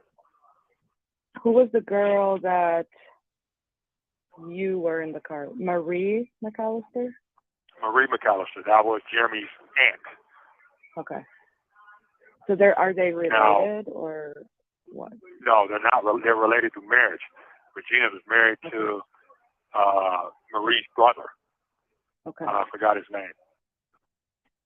And that's how Regina Mcallister got the last name Mcallister, like Marie and Jeremy. Mhm. Okay. So, yeah. So then I said, now, we can infer what was supposed to happen when that took place. If this setup was supposed to take place, what was the end result? Was I going to jail? Was I going to be murdered? Maybe and then you kind of think back to what the dude Gil Zimmerman said. He said because they didn't want to get you, because they couldn't get you on what they wanted to get you on, they're going to get you on this. What is it that they wanted to get me on? He wouldn't say nothing.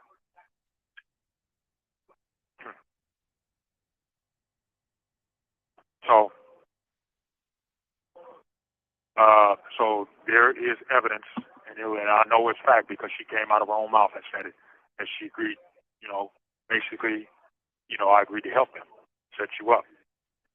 So that's definitely there. She admitted that on her own mouth. That ain't something I'm guessing. She said that out of her own mouth. Why? Huh?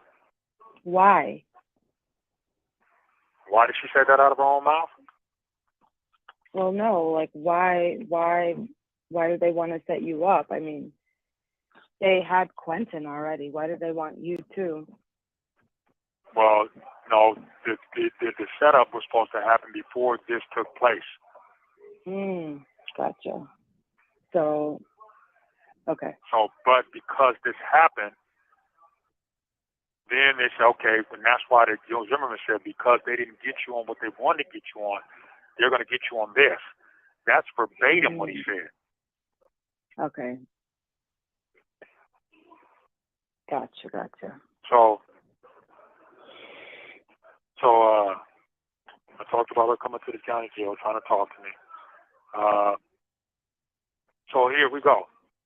So then, during my second trial, during voir dire, which is basically trying to decide jury selection, the jurors coming to be a part of the jury, I noticed a young black woman sitting in the second row directly in front of me.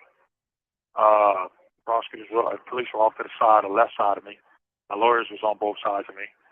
So I'm on one side of the courtroom. The prosecutors like over on another side. So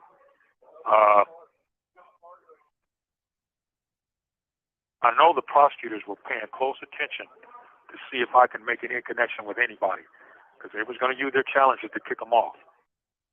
And so I made a connection with this young black woman because she smiled at me and I smiled at her. And so I said, okay, this is a not guilty verdict right here. Let me not look at her no more. I did my best to stay away from looking at her. But you know, I believe the prosecutors caught that, and when it was time to pick the jurors, she came up to the front, and the prosecutors used their challenge and kicked her off. So they got rid of her. I can't explain in words how disheartened I was, because this was a not guilty verdict. And I watched her walk out the door. It was a mistrial or not guilty verdict, whichever one. I wasn't going to be found guilty. Not with her on my jury. So here we go. Approximately a week later, after returning from court, I noticed a letter on the floor of my cell. You know, this type of size and letter I don't usually see. I never received in the county jail. It was kind of like, big size letter or card or whatever it was. The guards took me out of my restraints, and I picked up the envelope to look at it, at the name and address, which I wasn't familiar with. And I opened the envelope and began reading. I was like, oh, wow. I was like, whoa. She said she was she identified herself as a young black woman who was dismissed off my jury by the prosecutors. She said her name was, she didn't tell me her name, and there was Mary Gitstar. Oh, wow. Her last name is Dawson now, because she got remarried. She's not married to me anymore. But you were married. I'll explain that to you. Yeah, I'm gonna get to that. So I jumped ahead. So she was juror number 40. She talked about how she was dismissed off the jury, and she said she wanted me to just call her Nikki. So Nikki, yep, Nikki.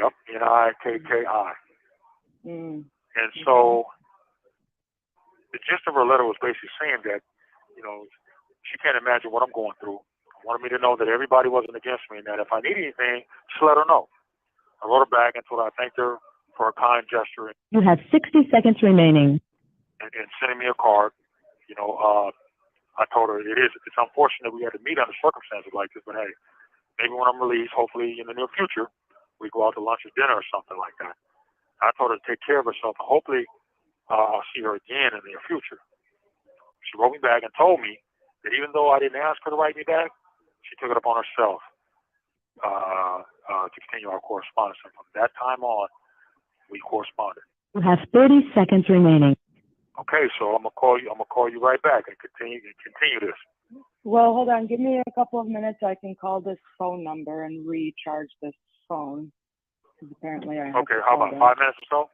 Yeah. You should be able to do it. You should be able to do it from your phone or something like that.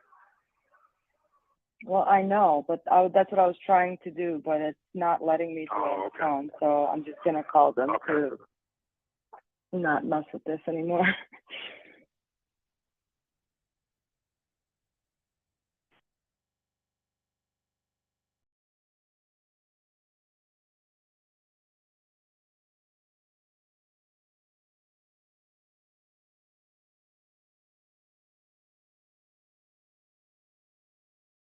I did it. You did it. Good job. We should be good now for the rest of the day. Okay. All right. Well, you know that all this, and I'm only halfway through it. You know that, right? Well, yeah. Keep going. I'm only halfway through it. Okay, so let's pick up where I left off. Get your recording device going. Let's go. Let's do it. I'm all set. Okay. And so,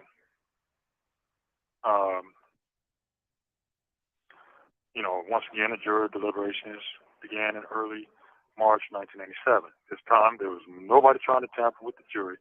that I believe the prosecutor and the police did in the first trial, and using that girl to cause the mistrial. Again, jury deliberations took about a month, with the verdict coming on my birthday, on April 8th, 1997, as it did on April 8th in 1996. So both the verdicts in this trial came on my birthday. Wow. The guards came and got me. You know, I was a little nervous, and my lawyer already told me that I was exposed to the death penalty. So you can imagine what I was feeling, what was going on through my head. I had to go down and get changed out of my jail clothes and into my suit. I then was escorted across a bridge that goes, like I told you, is like a viaduct that goes from the county jail to the top of the courthouse. So we go down. I had to wait for about 15 minutes or so, and then we took them down to the courtroom and went through all the sea of police officers and all that in the hallway and looking at me all crazy. That's how I was in the first trial too. I mean, when we came off the elevator and into the hallway of the courthouse, Natasha, it had to be about 200 police officers. I mean, it was unreal. I mean, it was a sea of these people. I mean, I seen Bellevue, I seen Tukwila, I seen Renton, I seen Kirkland, I seen Edmonds, I seen SeaTac, I seen detectives. It was unreal. And so it wasn't that many as it was at the first trial.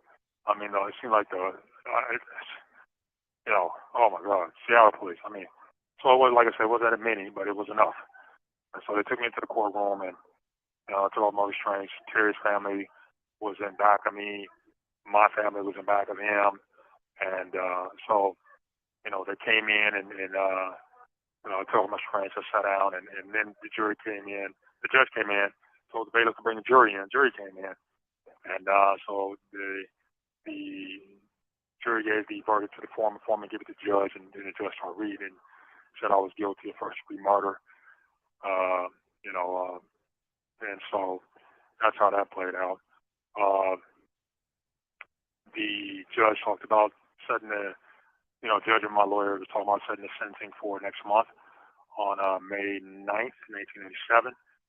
And so I was taken, when my restraints were put back on, I was taken through the judge's chambers, down a back stairway and into another floor, and then taken back up to the county jail. So I'm assuming that was done because there was probably a sea of police officers outside. They weren't deep when I came in like that. There was enough of them, but there were probably more of them out there at that time. And so they said, well, we'll take them this way. And so, even that is a traumatic experience, man. I'm sitting here, I'm going through all this, and I'm innocent, man. That's just so crazy, man. You know what I mean? So,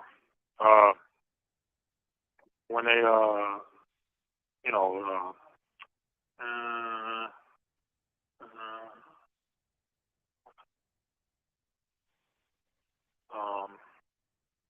yeah, at that moment. Wow. So that's how that happened with the verdict and all that. And then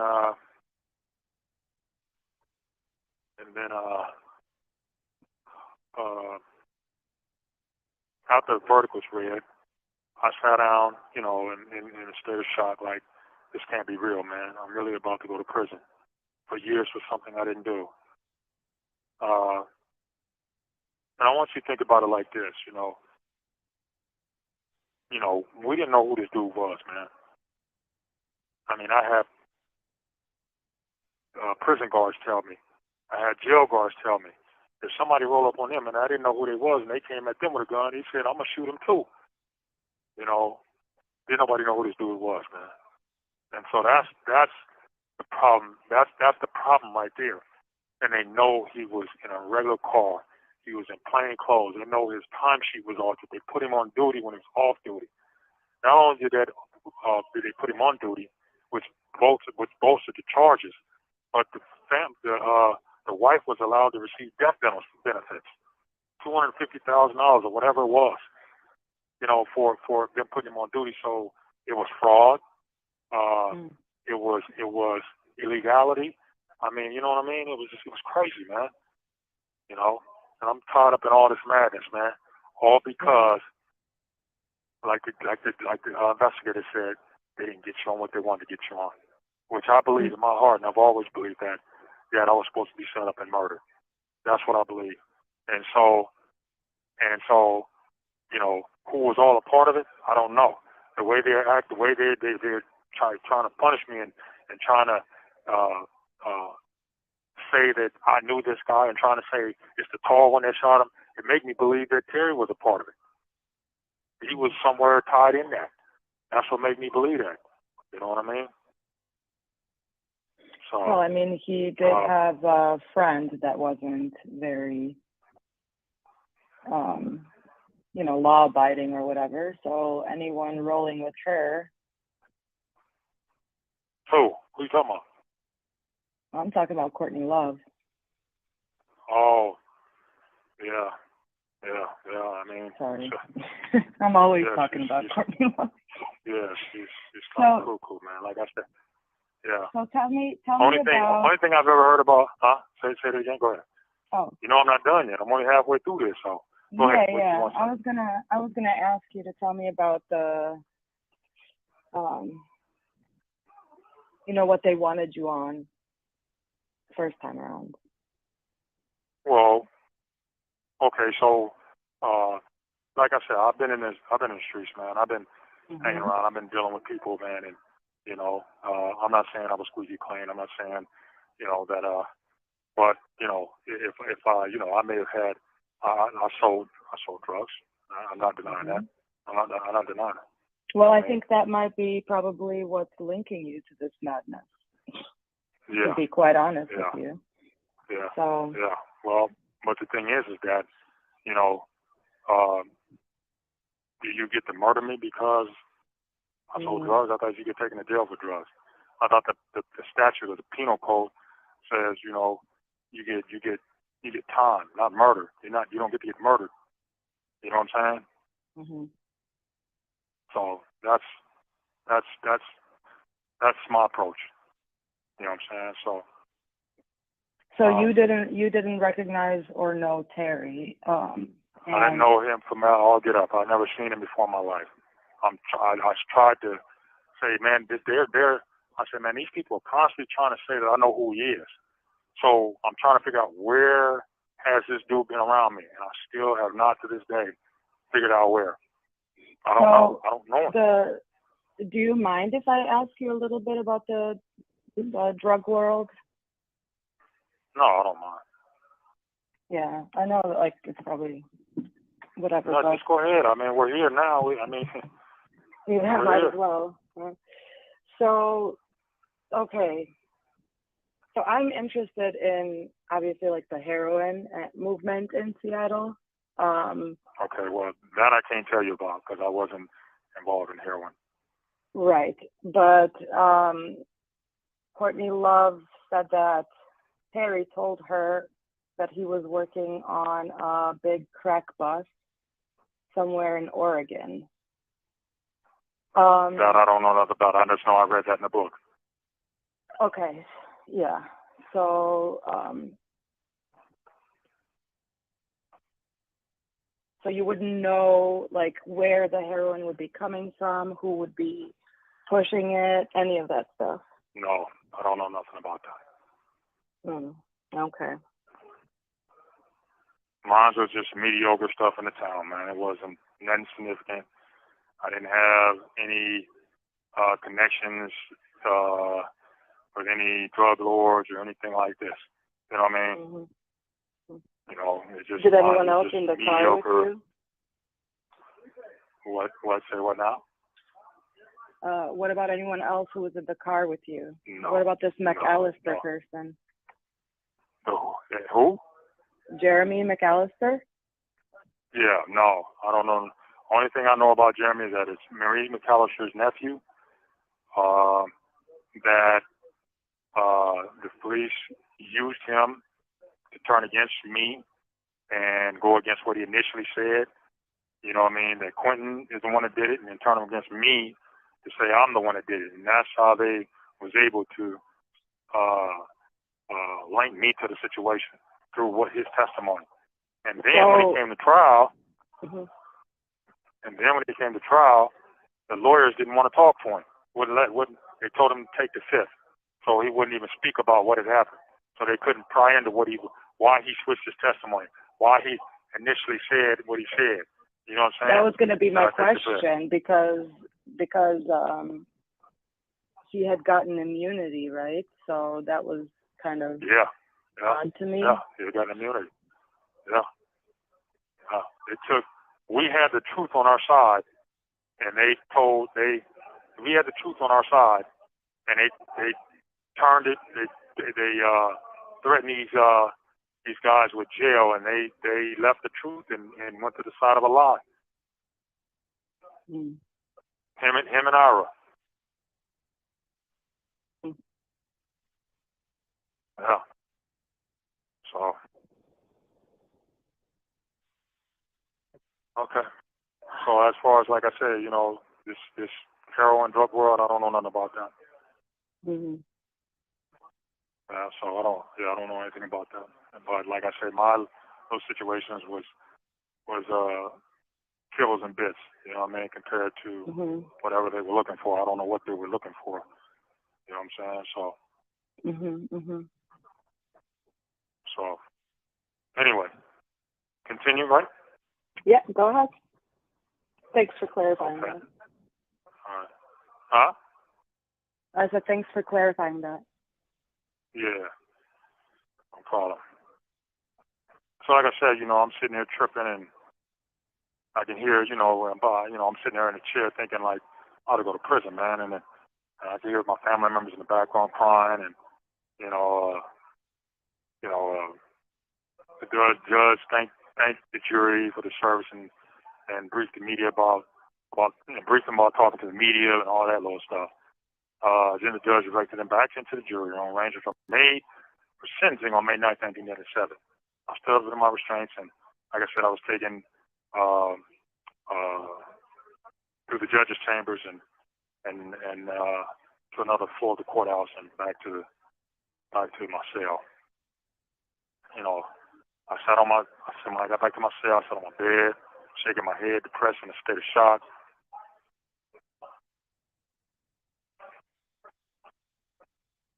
I can imagine.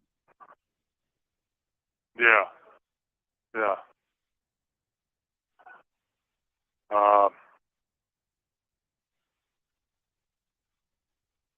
Hey, Alejandro, you go tell him that I'm on the phone? Tell him I'm coming to talk. Hello? Yeah.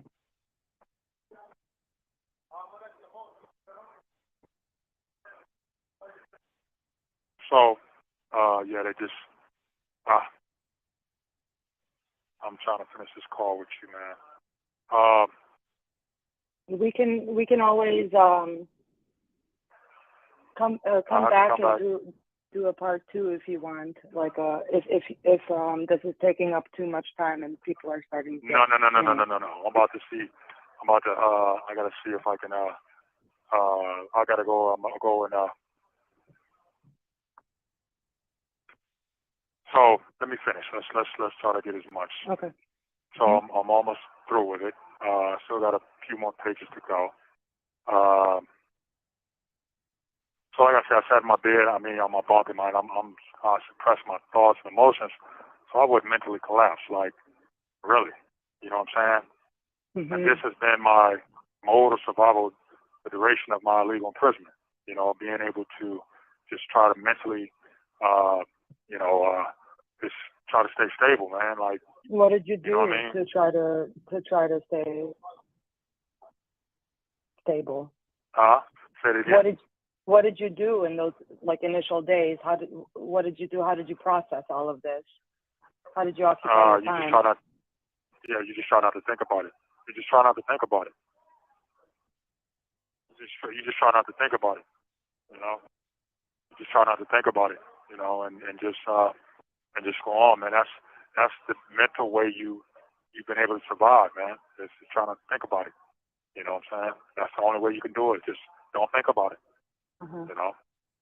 And so, you know, I think the one highlight or one, shining light that helped me was, I had this relationship. I started this relationship with Miss Gistar, one of the ex-jurors. You know what I'm saying?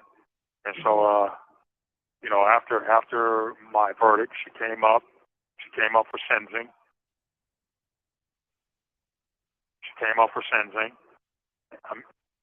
Yeah, she started visiting me, and I had a couple other female friends visiting me too. Eventually, I cut them off, and I just started, allowing her to come visit. And one day we were there visiting, and I was talking, and I told her that, I'm going to prison now, so I know you were probably here hoping that I get acquitted, but it didn't happen that way. So,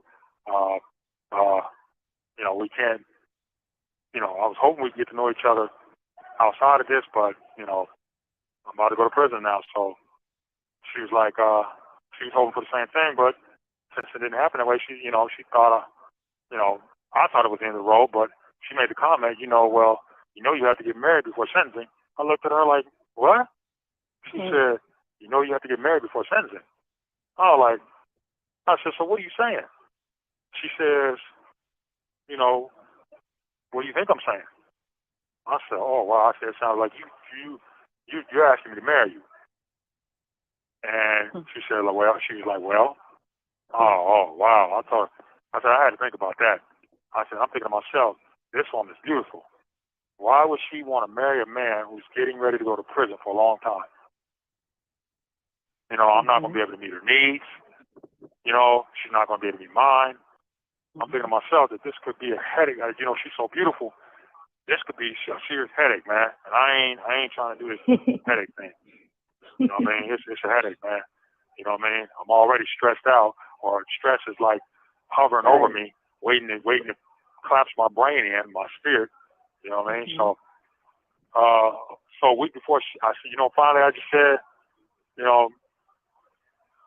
hey, whatever, okay, well, whatever, man. I was very reluctant, but I didn't want the headaches and the stress, of dealing with this abnormal relationship. I said, well, even though I was reluctant, I gave in. And she went and got the pastor, which I believe was a woman. And my mom, grandma, my lawyer, Gustafson was there, her two cousins was there. And, we tied the knot, She didn't tell her mother or her brother for fear of backlash, you know what I mean? Which her mom eventually found out, and all hell broke loose. But you talk about unconventional and abnormal relationship. She was, getting married to a glass partition. She was separated from me. That's so you were normal. still in county.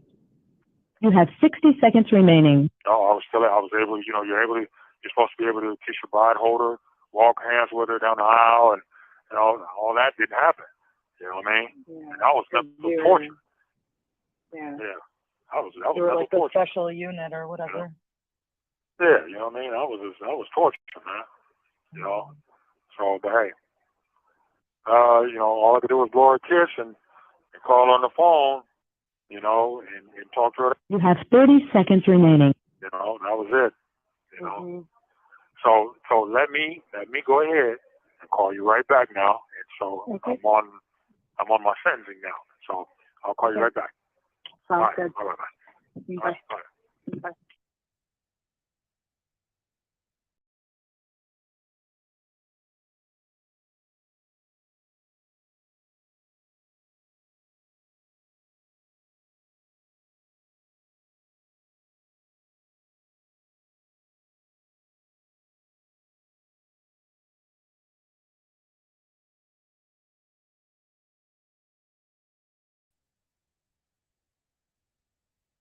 All right, perfect timing, everyone, because we're getting a phone call right now. Oh, crap. It just hung up.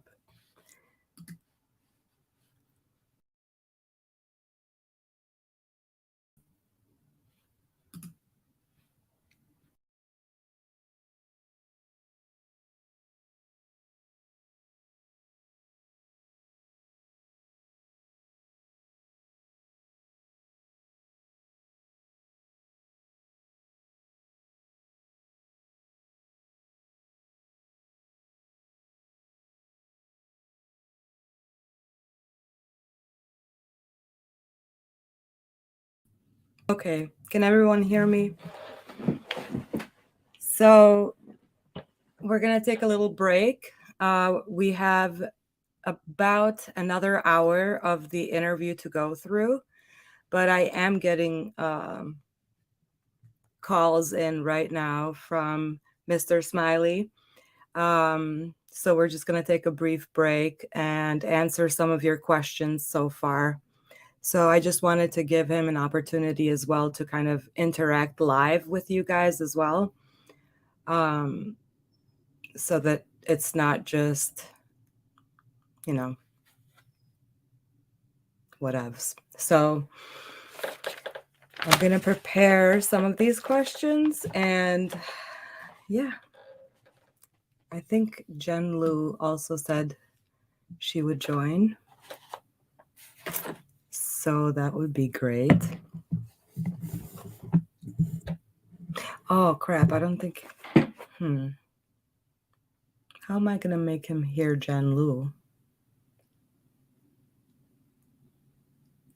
Interessante. Yes, Miss Honey, we do. We still have an hour.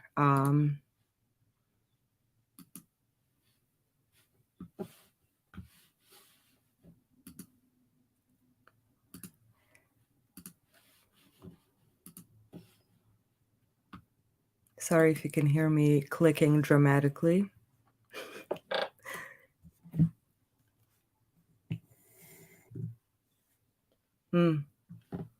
Good question, Genevieve. I will ask that.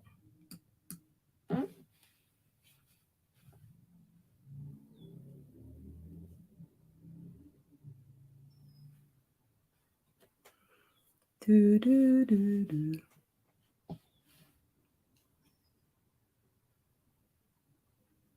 Should I continue play? Yeah, I'm just going to continue playing.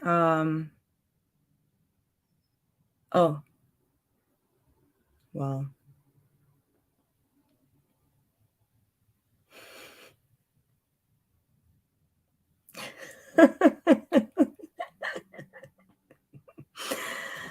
Dobro je, Mirza, nemoj me zajebavati. All right, enough of the shenanigans. I'm just going to start playing this call, and then if he comes, he comes, and then I'll pause it. Oh, I hear Jen Lu. Inmate at Monroe Correctional Complex. Hi, Jen This Lu. call Come will up. be recorded and monitored. If you wish to block any future calls of this nature, dial 7 now. To hear the cost of this call, press 8 now. To accept this call, press 5 now. Hi. Thank you. Hello? Hi. Okay. Yeah, good. Okay, so on Friday, May 9th, which is, Friday, May 9th, 1970, that was my sentencing day. And of course, it was on my mind as to how much time I'd be sentenced to. At approximately 1 p.m., the guards came and got me, and took me to court. I didn't dress up in a suit. I went in my all security outfit. You know what I mean? They took me straight to court in my jumpsuit, my jail jumpsuit. Think about this one. This is another thing that kind of tripped me out. I said, when I came off the elevator and into the hallway of the courthouse, I noticed one of the jurors who was on my jury standing with her back to me. Now, this is a juror that I remember that the judge called out individually, and she said, the judge asked her, could she be fair and impartial? She sat up there with a straight face, innocently, with this angelic tone and angelic look, and said that she could be fair and impartial. So as I came off the elevator and into the hallway, this juror turned around and gave me the dirtiest look. The same juror. Like I said, this is the same juror that the judge questioned and asked if she'd be fair and impartial. This woman sat up there and straight up lied to the judge. But after seeing that look she gave me, I knew that all she wanted to do was get on my jury so she could vote me not guilty and sway anybody else who didn't think I was Guilty or not guilty? No, I'm saying, with the look she gave me, you could tell Mm-hmm. she was gonna vote me guilty. She gave an innocent look. The judge individually questioned her and asked her if she could be fair and impartial. She said she could. But when I came off the elevator, she gave me that dirty look. That let me know that was a lie. That what she looked at, her look was really actually how she felt. Yeah. So her body language was telling her you body that language, her facial expressions, how she gave me a dirty look. She already made her mind up. Yeah, that was really what she felt, hiding that angelic and angelic tone and angelic look she gave the judge, like, I can't be fair and impartial. She was lying. And so then when I came into the courtroom, I noticed about 4 more jurors in there. I'm thinking to myself, what are they doing here? I said, they already did their civic duty. Why are they coming? They're coming now to see me get legally lynched now? Are they serious? I'm like, man, this is unreal, man. You know? So, I just, anyway, my ex-wife, Nikki, was there, my wife at the time, with my mom and grandma, my other family members. Members of the Telly family was there to speak. One of his sisters got up and just berated me. She got to talking like, yeah, where's all your homies now? And, you know what I mean? Yeah, you standing by yourself now, and, you know what I'm saying, this and that, this and that. I was like, wow. The judge, my lawyer was like, Judge, you gonna let her continue to talk like this? I stopped my attorney. I said, go ahead, let her talk, man. And they quoted that in the news. A reporter wrote that. I just said, let her talk, man. It ain't nothing, man. What else can they do to me, man? You know? But another sister got up and was very respectful. And when she talked to me, she said, I don't know what happened on that off ramp.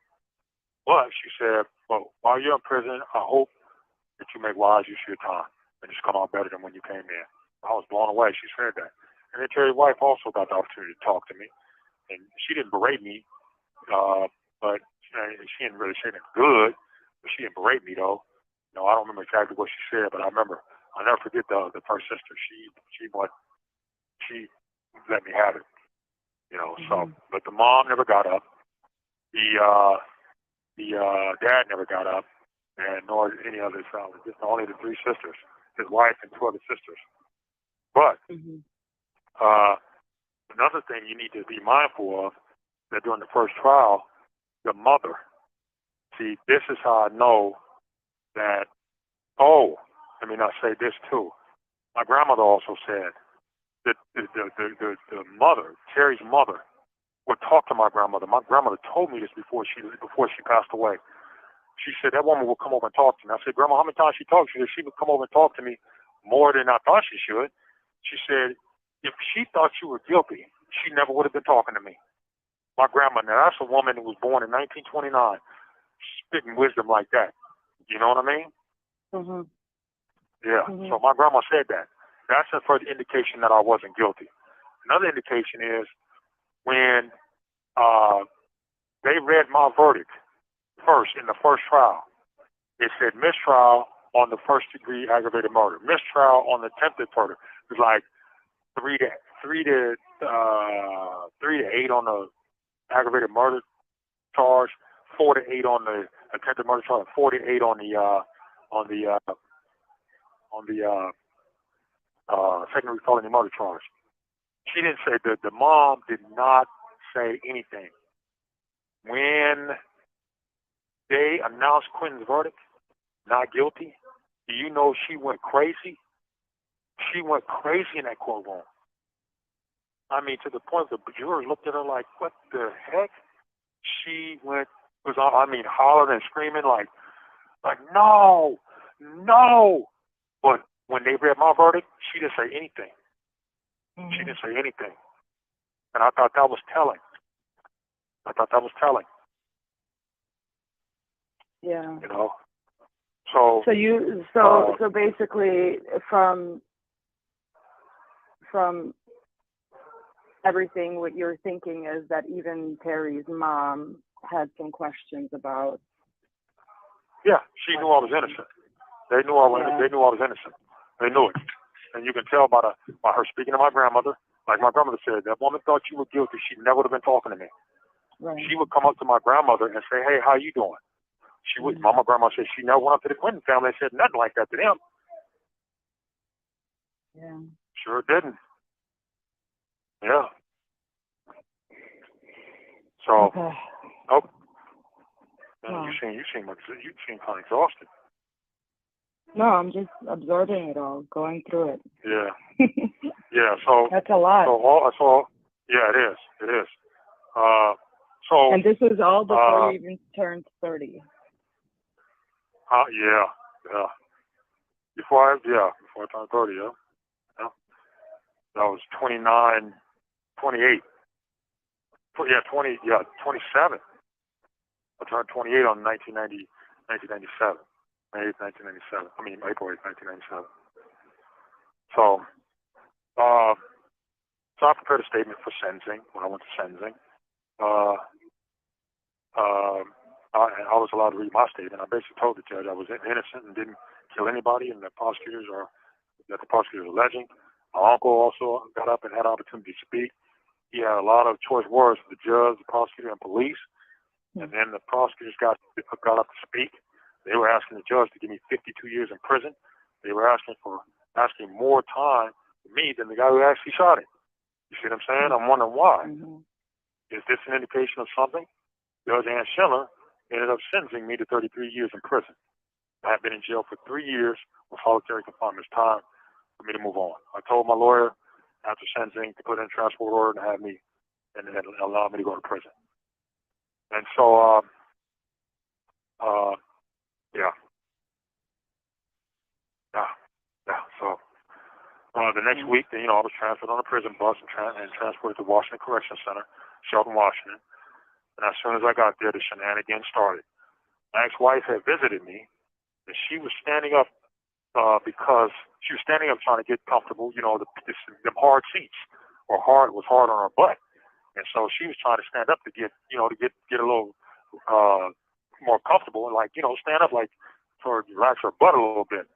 Mm-hmm. So one of the officers, one of the prison guards, came and looked in. I seen his reflection in the mirror in the glass window, and he left. About 2 minutes, minute later, the sergeant came and told my wife, "You have to leave." She said, "Leave for what?" She said, "Inappropriate behavior." She said, "Inappropriate behavior? I ain't did nothing." He just told her, "You got to go," and they made her leave. So the guard lied and said that she stood up on the counter and was showing her breast to me. That wasn't even true. It wasn't even true. You know what I mean? So that was the first sign of shenanigans that had started when I got to prison. And then, so now I had to wait to see what the sanction was going to be. To me, it just seems like that happened. It seemed like the prosecutors or police's fingerprints was all over that. I think it might have been a prosecutor because he talked about her in a hearing one day. He talked about how she was a lawyer. She graduated from law school. So, yeah. So he talked about that. And so I had to, like I said, I had to wait for the sanctions about this visiting thing.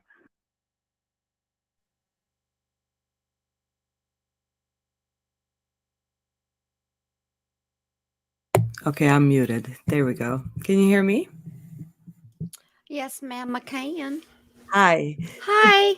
Just real quick, summarize what's going on right now. Basically, Mr. Smiley married a potential juror who was in the jury pool, but then later was obviously not, she was dismissed.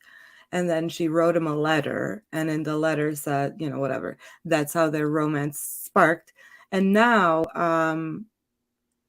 after he's sentenced, and she came to visit him, and by this point, she was a lawyer. She had graduated law school and everything, and now they're trying to mess with their visits. I see. So that's where we're at kind of right now. That's a quick catch up. So yeah, let's keep listening. He's not calling back yet, so I'm gonna assume that maybe he's thinking that we're still in the middle of a call. So let's carry on. Okay. How's that? Are you hanging in there?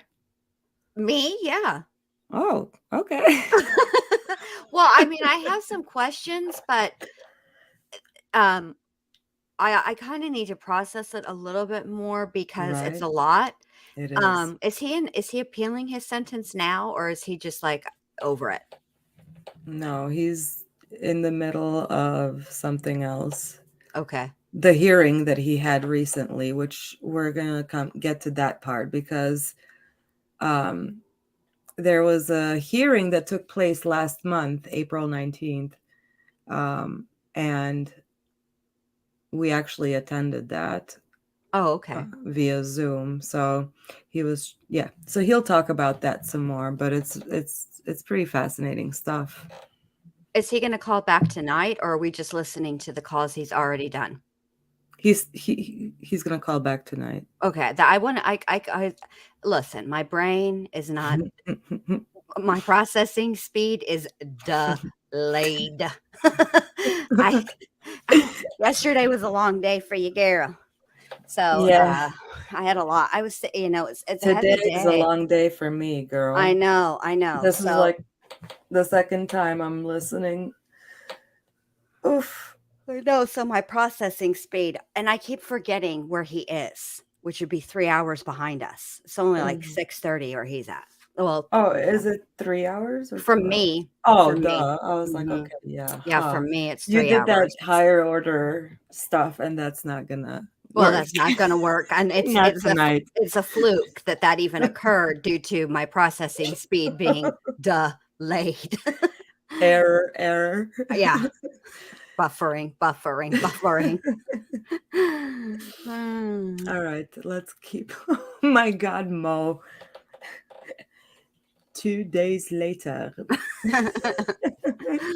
Oh, All right, boy. here we go. Carrying on. Until then, I was transferred to the Washington State Penitentiary in Walla Walla, Washington. Initially, I was scheduled to go to Collin Bay Correction Center in Forks, Washington, but for whatever reason, my mother institution was switched. On July 31st, 1997, I was transferred to WSP, which is Washington State Penitentiary. It was in Walla Walla over there between next to Idaho and Oregon. That prison was like like ancient, man. That prison had been there since like 1850. And it was somewhat like Alcatraz. It was just a dirty old prison. And first thing I did when I got there is I tried to go find out what's going on my visit. So I went to talk to my counselor, and she already had attitude with me. You know what I mean? So I told my ex-wife about what was going on, and she wanted my wife wanted to come see me though. And I told her, I said, well, you got to know, man, they still got us under this bogus suspension. But she was willing to drive 4 hours anyway, to try to chance it to see if she could get in. But I mean, like I said, I couldn't tell her no, because when a woman wants what they want what they want. You know what I mean? So I was like, okay, well, you can try it. I said, I hate that you got to come all this way, but you can try it. Don't be mad if they deny you. You know what I mean? And so she did come, and so I allowed her to come, and then I found out later that she did come, but they didn't let her in. But I found out the scenario, what happened. So she found out she was suspended. Her suspension was on paper, but it wasn't in the computer. She said the sergeant, the visiting room sergeant, was confused by this. Like, wait a minute, how is the suspension on paper but not in the computer? And so, he wanted to let her in, but didn't know what was going on, so he didn't let her in. So she ended up leaving, driving 4 more hours back to Seattle. And so I found out all this by talking to her on the phone that night. And so I finally was able to get some understanding about what was going on with my visits. As I dealt with the counselor, first of all, there was no infraction written, and with alleged inappropriate behavior that occurred, and I believe this was done. There would be this was done like this to put, it was a piece of paper in the booth. There was nothing on the computer that said such and such visits are suspended. And I believe this was done so there would be no evidence that we could challenge the lie or the illegal suspension that was imposed on our visiting. This visiting room sergeant seen nothing in the computer that was that substantiated the visit. My counselor at the time was Carla Shetler. She was instrumental in trying to get our visits, our contact visits canceled permanently. So she proposed that we go into have a 30-day trial in a non-contact visit booth. This is the same situation that occurred at Shelton at the receiving center. This is how all this happened. And she wanted to put us back in there to try it again. No. Not doing that. No, not doing that. I'm not going for that. Now, these people, they were keeping my wife from me. Not my girlfriend, but my wife. I mean, deprivation is the name of the game. Yeah. You know what I mean? So that's what they were doing to me. All it was a setup for our visits to be canceled permanently. I told my wife, told my ex-wife not to come within that period. So they gave us like a 30-day from like October to November. I said, don't come in that time. Come after that time and see what happens. Well, she came, and in the 30 days that was imposed for a trial run in order to reinstate the visit, we never should have lost. And surprisingly, they let her in. So after that, after I told her to come after 30 days, they let her in. Well, I could tell they were monitoring us very closely, looking for any little thing to suspend our visits permanently. They were looking to the point where when I say trying to notice every little thing, I had 2 T-shirts on at the visit one day. And they noticed that I had 2 T-shirts on. And they told me after visit was over with, and we, strip out and so they could search and make sure we ain't got nothing. He says, you got, I think they said it prior to my visit. He said, you got 2 T-shirts on. You can't wear 2 T-shirts in the room. We'll let you have it this time, but you can't. I was like, how'd you notice that? I'm like, but they noticed it. That means they were paying attention. So, in early 1998, my attorney, Lord Gustin, contacted me to inform me that another attorney, Susan Elliott, contacted her to provide information on an informant, Carmenter. That's all we know about him, which I didn't know his real name, which Judge Schindler wouldn't make the prosecutor provide his real name. My attorney told me that he had testified in another trial. That he was paid $500 in my trial for his testimony in my trial and other trials. So the attorney, Susan Elliott, who was involved in that trial, sent the information to my attorney, and then my attorney learned the information and wrote me and told me about it. And said that she was going to motion for a new trial. So she said she was going to put in the transport order to have me come back to the jail. So that happened in September 1998, and my lawyer was confident that I'd get a new trial, even though and even Quentin was transported back to the county jail so he could testify on their behalf. But his attorney, Howard Phillips, was there set on Quentin not testifying for me. He didn't want him to be involved in my situation at all. His reasoning was he's got a trial, a court of appeals issue pending, and that it doesn't matter. The evidence showed he didn't say he didn't do it. Maybe he did. I don't know. I can't remember. But he didn't have to. The evidence pointed towards him.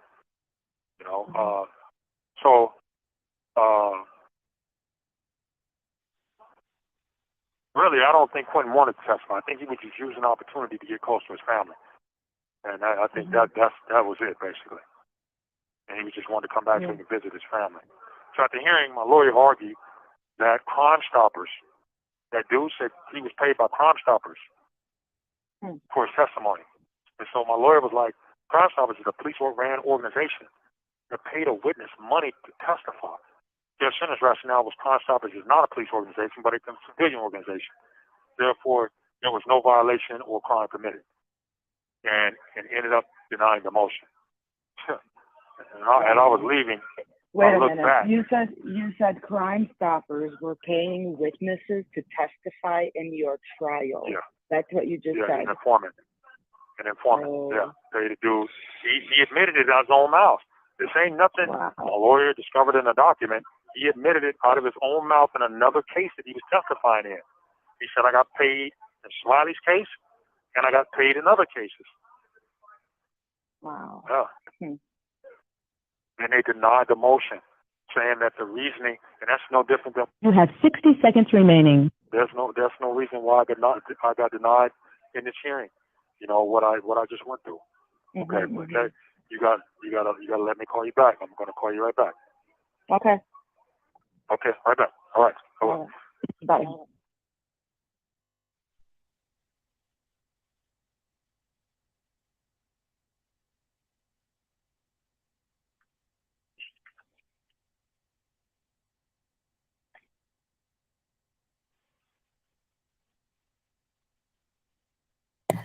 Okay, just gonna take a quick break. I want to wait a minute. I want to show you guys. Can you hear me? Hello? Okay. I would like to show you guys a screenshot of the response that I got from the King County Prosecutor's Office when I requested the trial exhibits for Smiley's trial. And basically the response I received was, according to our case management system, we have 39 boxes of material for this case. So I imagine the discovery is quite voluminous. Feel free to call me directly if you would like to discuss your request. So, as you can imagine, that's definitely something that, you know, we're looking at here. But so Mr. Smiley isn't calling back yet, so I'm assuming he's going to try to time this in a way, whatever. I'm not going to assume anything, actually. I'm just going to play the last call or the last two calls. And then if he calls in the meantime, we'll be back. If not, then we'll be back after. Sound good? Sounds like a plan. Thank you. I could hear you, but I was outside, so I was on my phone, not the laptop, which is what has StreamYard. Sorry, I didn't mean to leave you hanging. I wasn't looking at chat. I figured it was you. I figured you were talking to me, and then you're all, oh, okay, well, whatever. Well, no, because no, you know what? I was paying attention to my bubble, and my bubble was like not moving. So I was like, do I trust the bubble or do I just keep talking? Were you You know looking what I'm at your talking about? bubble on StreamYard, or were you looking at your bubble in YouTube? I don't have YouTube open. Oh, okay. Well, then StreamYard. Yeah, usually you can trust the bubble in StreamYard. Right. But I wasn't seeing it. So I was like, wait a minute, let me not yell. Maybe Jen is not even there. Because I'm like, hello, Answer me. The book was about to come out in full force. I'm glad that Dubuque didn't. We don't need Dubuque today. Not today, Satin. Not today, Satin. Not today. All right. So you're going to play the next phone call? Yes. Okie dokie. And go. If you wish to block any Sound like future me. nature, Use dial a black 7 now. beach. Thank you. Not Mr. What happened? Smiley. I don't know. That was just you a- just dropped off. Oh, That was an where did I leave off at? Well, you said, are you recording this? Nikki? Oh yes. Okay, before I keep going. So there was so we had a phone call where he was telling that was just before that, where the call had just cut off with no warning, and there was like a long gap of silence. So now we're getting back and it's like, what happened? We're trying to figure out why the call dropped. Started working at Seattle Fire Department, and then it just So boom, basically, went Nikki, dead. his wife, started working at Seattle Oh, Fire. wow. Okay. Yeah, so that's where you left off. Okay. Well, Nikki started working with the Seattle Fire Department? That's where I left off? Fire Department. Yep, that's where you left off. Oh, okay. You're able to read it?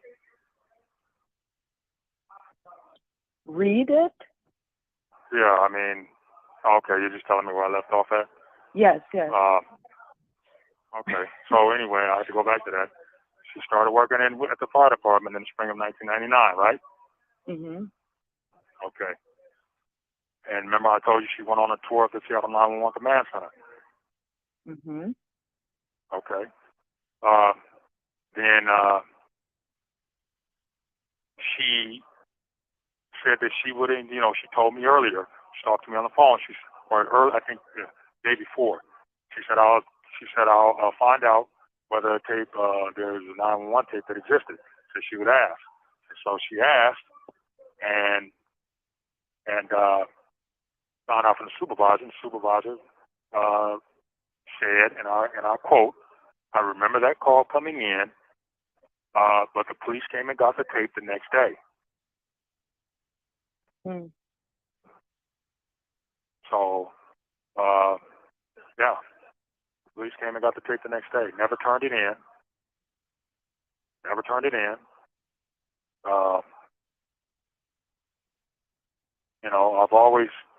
I've always imagined what had been said on that tape. Like I said, my grandmother, she watched the news and always remember that the news reports reported I shot the one who shot me. You know what I'm saying? Mhm. And so I've always imagined what could have been said on that tape. And then this is just my imagination running. Because of the situation that was supposed to happen to me, the setup or whatever was supposed to happen, however it was supposed to play out, I imagine Terry may have said, Eric Smiley is on the Swift off or off ramp with 10 individuals. I just got shot. And the 911 operator dispatch said, did Smiley shoot you? She said, no, I shot the one who shot me. You see what I'm saying? Mhm. So I kind of imagine that maybe that's how it played out. I don't know. I'm just surmising at that point, but, it's not far-fetched to think that way. She said, yeah, but the police came and got the tape the next day. Like I said, they never turned it in. My grandmother repeatedly over the years. So hold on. So you're saying that this 911 supervisor who works at or did at least in 1999, worked at the Seattle 911, what did you call it, command center? Yeah, the 911, Seattle 911 Command Center. And she said that there is a tape in existence. I remember, this is a quote, this is a quote. Mhm. I remember this, never forgot it. I remember that call coming in, but the police came and got the tape the next day. So the call from Terry coming in? Yeah, exactly. So Terry calls 911? Yeah, from his car. I mean, that's what the supervisor said. Wow. Okay. It was a 911 call that came in. I mean, it's the fact of the matter is that, like I told you, I always imagined what was said on that tape. And I'm just, like I said, I'm just surmising. We know for a fact, I believe, with all my heart, that he said on that tape, I shot the one who shot me. So, if we go by what Wendy said and her cousin said, that he died as soon as he he came up, at the parking lot entrance, and this Buzzy Cancer dude lied. You know what I'm saying? This Dr. Gentilello lied. You know what I mean? The prosecutors lied. You know what I mean? Mhm. So, you know, that's exculpatory evidence. You know, if you had brought that forward, you couldn't even have charged me, man. You had to let me go. Mhm. You know? Now, So, okay. Okay. Now, you know, I reached out to, I did a FOIA request asking for that 911 tape and any other documents. And basically, I was told that they don't have anything that they can digitize these days, that they don't have any tapes saved, that the only thing that they would have is a call log. And for the call log, that they would need like the caller's name. So I didn't, I didn't ask them to, I didn't write back because obviously I didn't want to ruffle any feathers, but I do intend to. And then I've also sent in a FOIA request for the Seattle 911 Command Center, but I do need a name for the supervisor. well, you probably got to publicly disclose that, because I don't know who that person was. You got to find out at the time who was working at that time. Right. So that's gonna take. So we'll get to working on that next, now that it's all out there. Yeah. Okay. So you want to finish? I got a few more left. Yeah, go for it. Okay. So,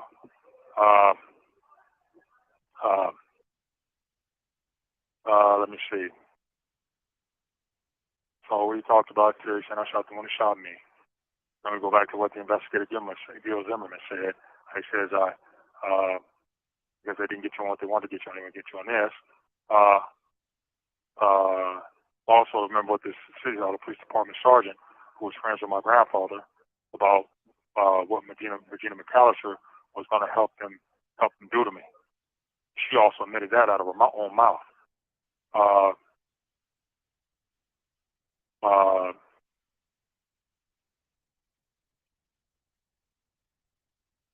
So we also know about that. Okay, so in 2000, my ex-wife, contacted Dateline in an attempt to shed light on a lot of questionable suspicious things that was going on with my case.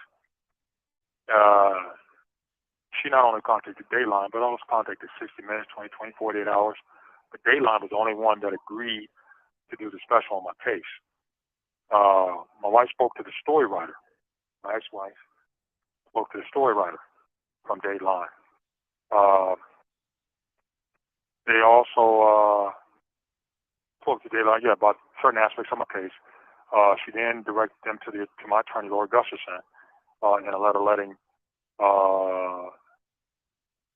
No, she directed them to my lawyer, Lord Gustafson, and then my lawyer wrote me a letter, which I still have today, talking about Dateline's willingness to come into this case and bring some light on some of the suspicious stuff that was going on. Mm-hmm. I will have that. I still have that letter, like I said. I read it for the first time in years. That's like about 2 weeks ago. My attorney was happy that the story writer was going to reach out. Well, she was happy they were coming in, and she said in her letter the story writer was going to reach out to other attorneys in the area and speak with them about the case. But here's where things get shifty. I can't tell you in words how she said how high my hopes. My hopes were up. I can't tell you how high my hopes were up. But strangely, about a month and a half later, my ex-wife received a message from the story writer stating that they wouldn't be able to do the special on my case. She said she tried calling them back, leaving messages on multiple occasions to find out why they reneged on doing the special. She said the story writer, nor anyone else from Dateline, from that matter, called her back to give her an explanation. So, in my guesstimation, I believe, and I'm just guessing, that the prosecutors and police became aware of Dayline's interest, just like they didn't want to throw TV there. They made their contacts, which are obviously powerful investigative contacts, to influence an international agency to leave a situation alone. Dayline didn't back out on their own initiative. Somebody or someone, some people forced him to back out. Never heard from Dayline again. So the question becomes, why did Dayline back out? Who forced him to back out? Who was afraid of Dayline uncovering something? Was Dayline kept away from my case because it could uncover something else that they didn't want to uncover? Well, I mean, let's just start with what was already in testimony. I'm pretty sure that they would have had a field day with just the timesheets being altered. I mean, that alone is just... But just remember, when you start investigating a situation, sometimes it leads to other stuff. It opens doors to other areas. You know what I'm saying? That not only are they going to investigate the timesheet, they're going to investigate the person, period. What was he doing? You know what I'm saying? Who was he involved with? You know what I'm saying? What's his employment record like? You know what I'm saying? All kind of stuff. You know what I mean? Well, it was around that time. It was around that time too. It was like 1999 or 2000 when Don Cameron was basically forced into retirement because they were going to fire him because he tampered with evidence on a murder scene. So it's not like what you're saying is far-fetched or just the ramblings of yet another prisoner who's just saying he's not guilty. Like, no, this is legitimate. Like, these people are dirty and we see it. Like, there's some of the documents were never meant to be released. They thought that they would be able to, keep them under wraps forever. But so it's all on display, and it's it's crazy. I'm almost done too. Go for it. You ready? Okay. So in August of 2001, I was transferred to the close custody part of Washington State Penitentiary to the median part of that facility of WSP.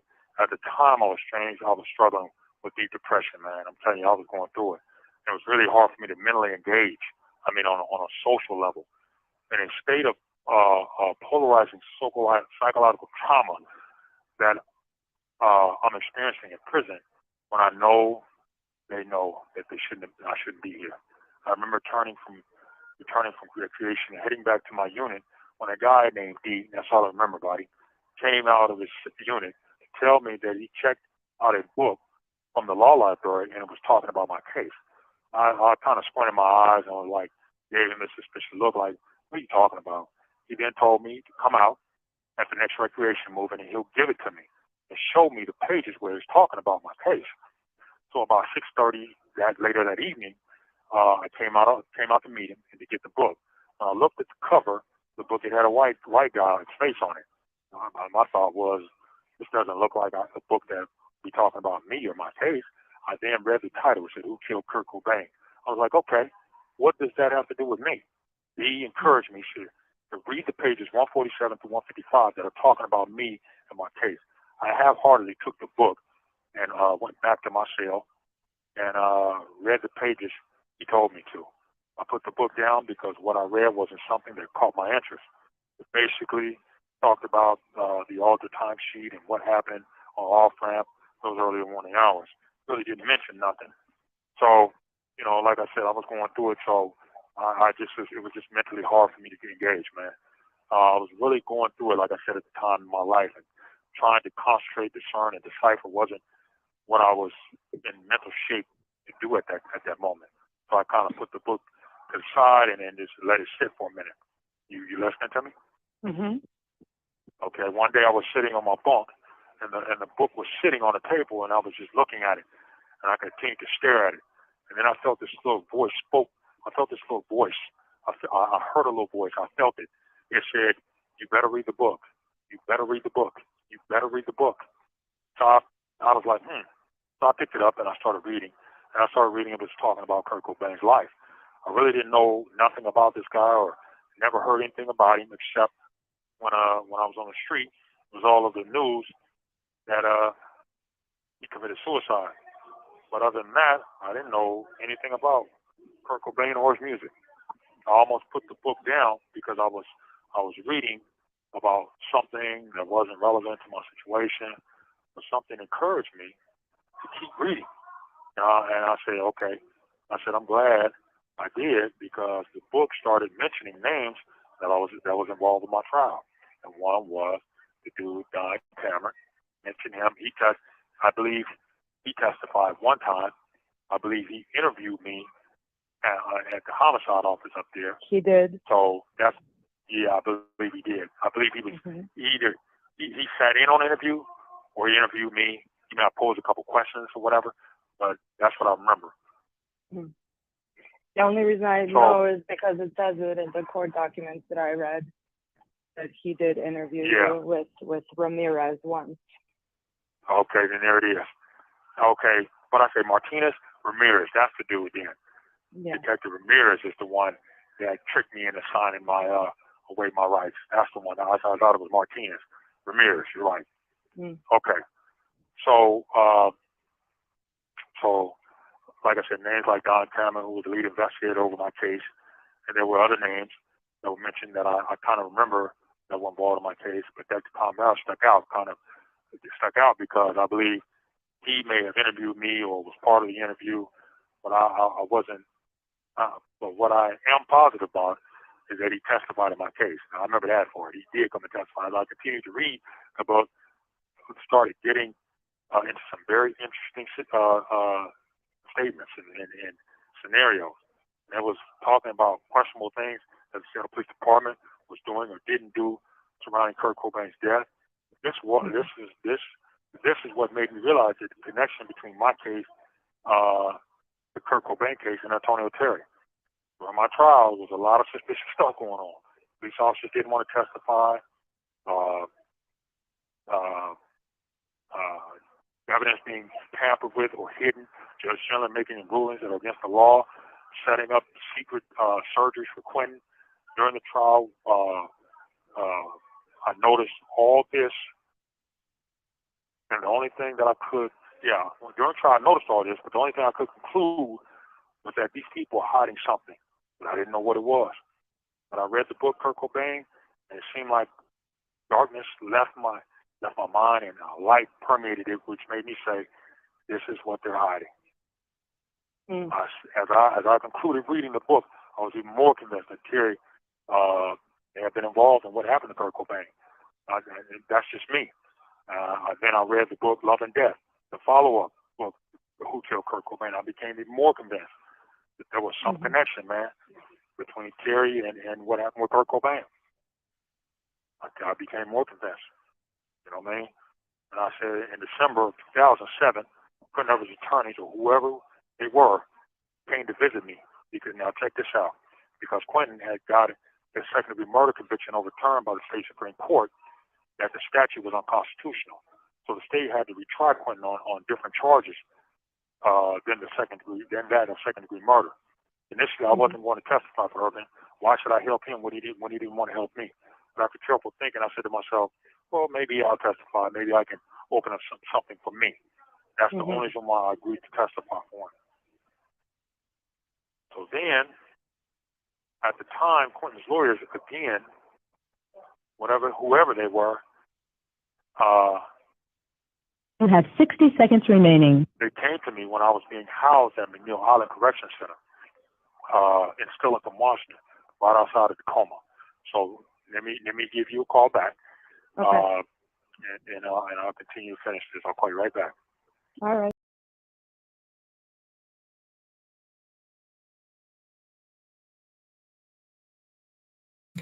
So I just heard from Smiley, and he sent this email. So if we don't, we're probably not going to hear from him tonight. I hope they didn't go into lockdown because of this. But he will be back whenever I hear from him. So with this final call, I will let Mr. Smiley finish his story. And yeah. So good night from me, and I will talk to you soon. We'll have to go through all of this. This is a lot of information, so.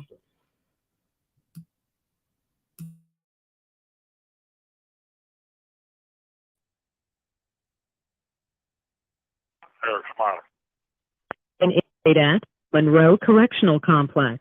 This call will be recorded and monitored. If you wish to block any future calls of this nature, dial 7 now. To hear the cost of this call, thank you. All right. So when his lawyers came to see me, right, or whoever they were, I don't know who they were. They said they were his lawyers. I don't know. It could have been a representative from the prosecutor's office. It could have been a representative from the police department. I don't know. So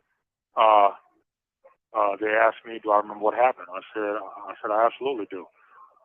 Basically reiterated the same thing I had been saying from the beginning. I knew something was up. One of the so-called attorneys asked me this question. He said, what about the Kurt Cobain situation? I responded by saying, oh, you heard about that too, huh? He responded, yeah, I heard a little bit about it. He said, what do you know? I told him, I said, I don't really know. I only know what the books are saying.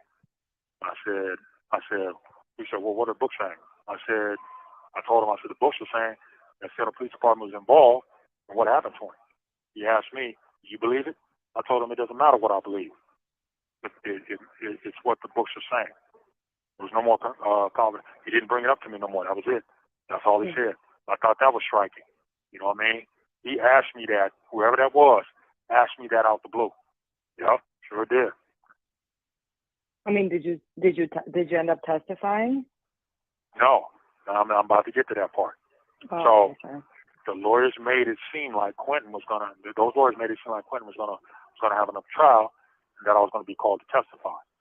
But then all of a sudden, I seen on the news that Quentin was being tried again on an aggravated murder charge. I was like, wait a minute, how is he being charged with aggravated murder? I heard with my own ears he was acquitted of those charges. That's what made the mother get up and start screaming. So how is he being tried on them charges again? Yeah, exactly. That's why Terry's mother screamed in the courtroom when Judge Schiller announced the acquittal of the first-degree murder charge and the attempted murder charge, and then announcing the conviction on the second-degree murder charge. Mm-hmm. I'm not surprised that the law was violated in the most egregious way by charging him again. The charge he was acquitted of, unbelievable. I just be like, man, damn, man, these people are unbelievable, man. This stuff is unbelievable. They just feel they can do anything they want to do, man. Mm-hmm. That's what's sad, man. We don't have no accountability, man. And that's why I said, man, I've been up in here all these years and I've never had any problem. So if something happens after this, there was no accident. There was no accident. And I'm saying the Department of Corrections was involved because I know that I believe that they'll help out the prosecutors or the police if they tell them to do something. The police department's involved and the prosecutor's office is involved. So just know that for a fact. You know what I mean? Mm-hmm. So did you try to reach out to Tom Grant and the authors of Love and Death? I did. That's right. I forgot to tell you. I did. My mother talked to him back in 2003. My mom talked to him on the phone. Oh. And I talked to him on the phone. I did. I sent a letter to him and told him where to call. He called my aunt. I gave my aunt's number. He called my aunt. My aunt referred him to my mother. But my mother, she was talking about the case. I think he wanted to hear something different. But I tried to contact him again, and he wouldn't contact me back. So, I told him I needed to talk to him personally, you know. So, Mhm. yep. So we did reach out to him. You know what I mean? He did respond. My aunt talked to him. My mom talked to him. So, yeah. Mhm. So, you know, while at McNeil Island, like I said, you know, I composed over 100 letters, man. I sent to lawyers, politicians, Innocence Project, and media outlets all over the country. You know, and I may have received one or two responses saying, "Sorry, we can't help you.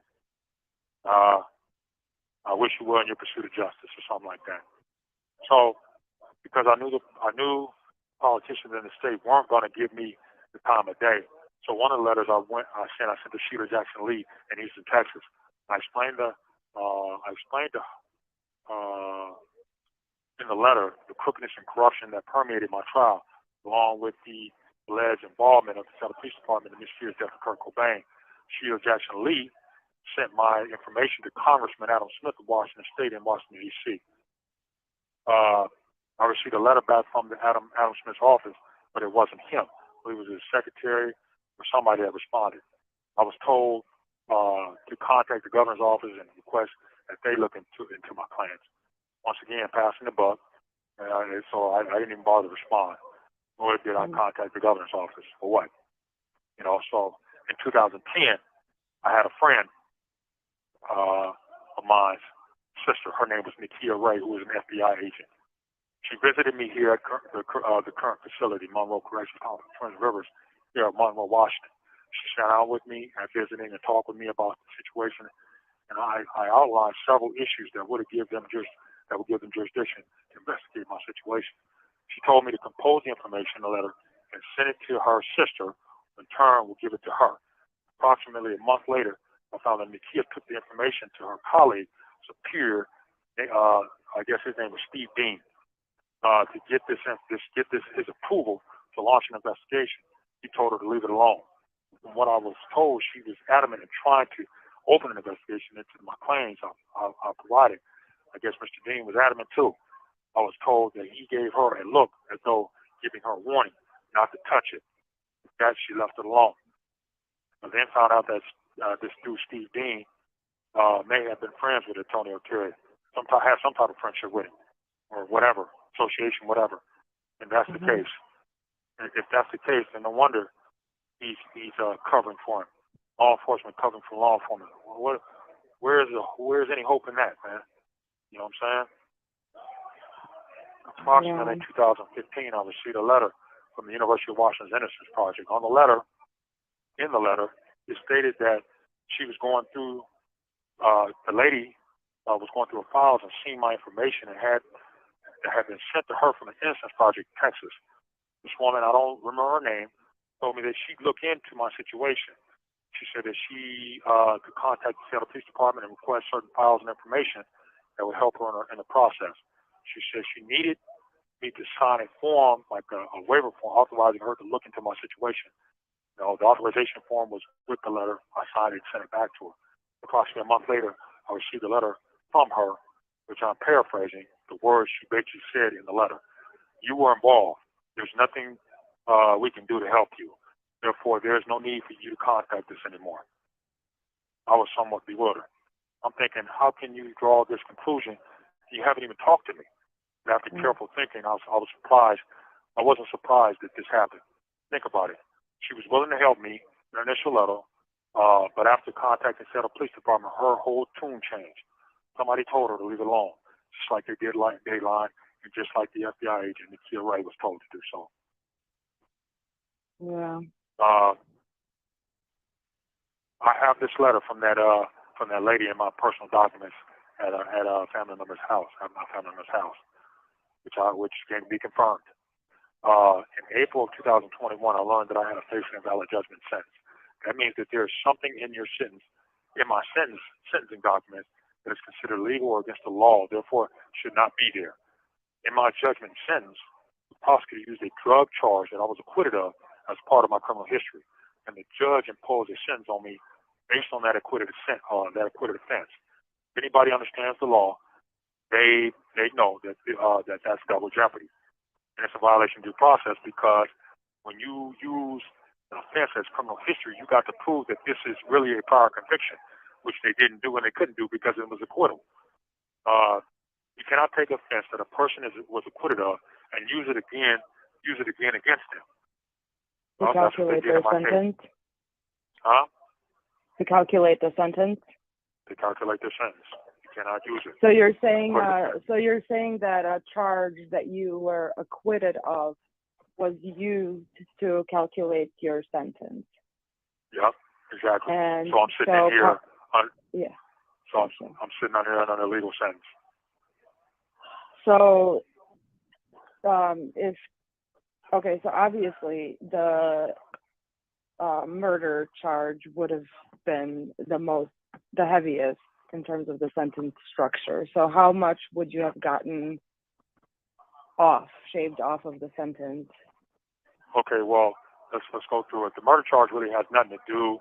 It's just what I'm in here for. But as the prior to conviction is what they use to compute your sentence. Not the murder. The murder charge is part of it because for the murder charge, you get an automatic. It has its own time, but the two prior convictions is what take your sentence up higher. So the charge itself has its own standard range time, but the two convictions is what take your sentence up higher. Gotcha. I understand. All right. Okay. So I started to trying to obtain counsel to assist me in getting the judgment sentence corrected. I came across this attorney named Noah Whale. I told him that what was going on and how my judgment sentence was basically invalid. He agreed to represent me. He contacted the prosecutor, who I don't know. I don't know who it was that he contacted at the time. He said he had set up a sentencing hearing, which was supposed to take place. But him and I disagreed on the approach. For whatever reason, he thought that I could only get 14 months back once my judgment sentence is corrected. I told him that's not true. That's not true. But it opens the door to other legal avenues that could be beneficial to me as well. For example, the illegal sentence that I'm currently under voids my mandate that the Court of Appeals issued in my case. And because there is no mandate, the case of Blakely versus Washington, which deals with the imposition of exceptional sentence, which takes away the power of the judge to impose an exceptional sentence and puts it into the hands of the jury. So what has happened is that would impact my exceptional sentence by eliminating it and then removing me off of community placement because there wouldn't be no room to give me community placement because this year would be my ERD. But that didn't happen. But for whatever reason, he wanted to do it his way and not the way that my family paid him to do it. So I said, he's being paid to do a job that he wants to do it his way. He then says this. He says, we can do it this way or I can give your money back. I said, man, that feels like the prosecutor's Scotland too may have his hands in that one too. I told him, if he's not going to do it the way I'm asking it to be done, then give my family their money back. He sent the money back to my aunt. So I continued to hunt for an attorney to represent me on this simple issue. I ran into attorneys that had ego trips, narcissistic, didn't have time, and just totally unprofessional. I ended up getting in contact with my old attorney, Lori Gustafson. I told her what was going on with me. She said she didn't understand how she didn't catch it. But due to health problems, she hasn't been practicing in many years. So I believe the last time I heard from her was about 20 years ago. She said that she couldn't do anything for me, but referred me to a friend of hers that could possibly help me. She referred to me, one of her friends, her name was Carolyn.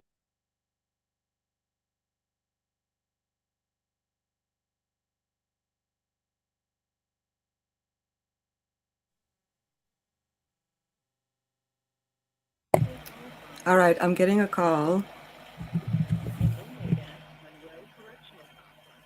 Let me know if you can hear it. If you wish to block any future calls of this nature, dial back now. To hear the cost of this call, press 8 now. To accept it, thank you. Hi, Tosh. Hi, Eric. You're live. You're funny. I'm alive and you're funny. Yeah, well, you're alive and you're also live. We just got through our last phone call and we're just at the end of it. We have maybe 5 minutes left. So I got a list of questions already from people, but I think this has been a lot of information, so I think we should put a pin on our Q&A for maybe another time. What do you think? Or would you prefer to do it tonight? I mean, these phones are being, they're kind of bum rushed tonight. So, I got your I email. can't. I'm glad that you're okay. Yeah, I don't know what happened. They got the embezzlement scheme going on again. So, Mm. Yeah, so other than that, I'm okay. okay. Yeah. So I'm reading chat. Sorry, see, this is what I was thinking about. So yeah, that we're listening to the last part of it, and one of the questions that I'll just tell you up front is our longtime listener Allie79 asked if she said, this is such a mom question, but I have to ask, do you get contact with family? Do you get visits and calls and letters and all of that? I mean, yeah, I do. No, I do. So you have a support system. Yeah, yeah, I do. But can I speak from a real standpoint? Go for it. Okay, well, I appreciate the inquiry into my support system and all that. That's fine. I appreciate it. But what I want right now is to have my name clear. That's the most important thing in my life right now. Yeah, that's just Mm-hmm. that's very important to me. Very Absolutely. Yep. So that's why we're here. We heard. Yes. Is there any other things that you want to ask me that I can convey to your audience or whatever it may be? Yeah.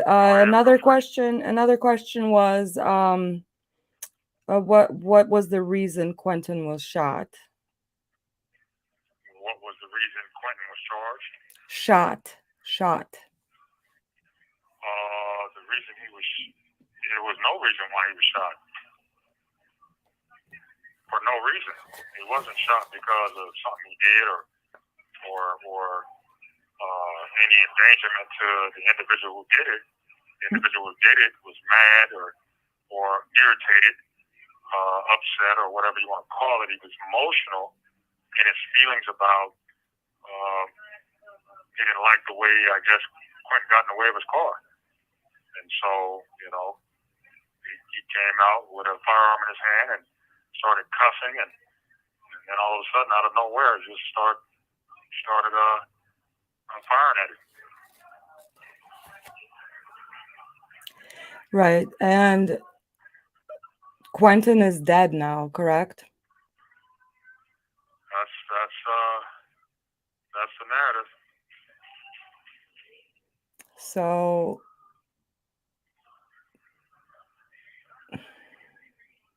I mean, based on everything that you told us so far,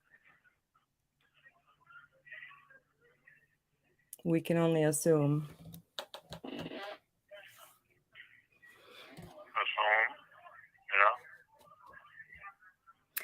yeah. Another question was, this was towards the beginning of your story while you were talking still, about the night of, was Quentin always carrying a gun around? That I don't know. But that night I didn't know he had one, so I wasn't aware of that. So, and as I said before, when we were riding around, it was entertainment. It wasn't looking to get in any trouble or anything like that. And if I'd have known that he had that, he he wouldn't even have been with me.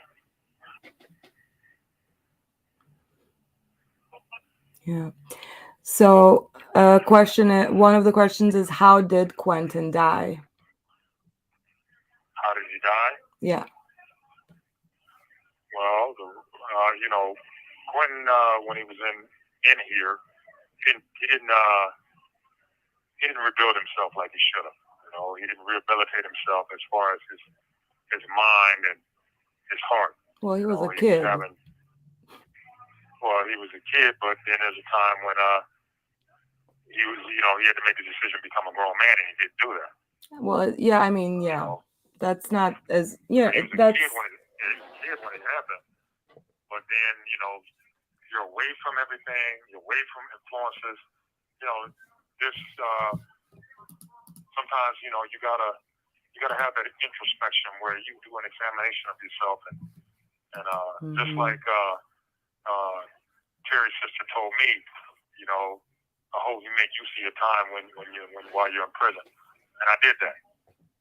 So only thing I can say for him is that he didn't do what he's supposed to do. He stayed with the same mindset that basically probably got him up in here, and then he went back out there with that same mindset, and so he engaged in the same probably activities that he did when he was out.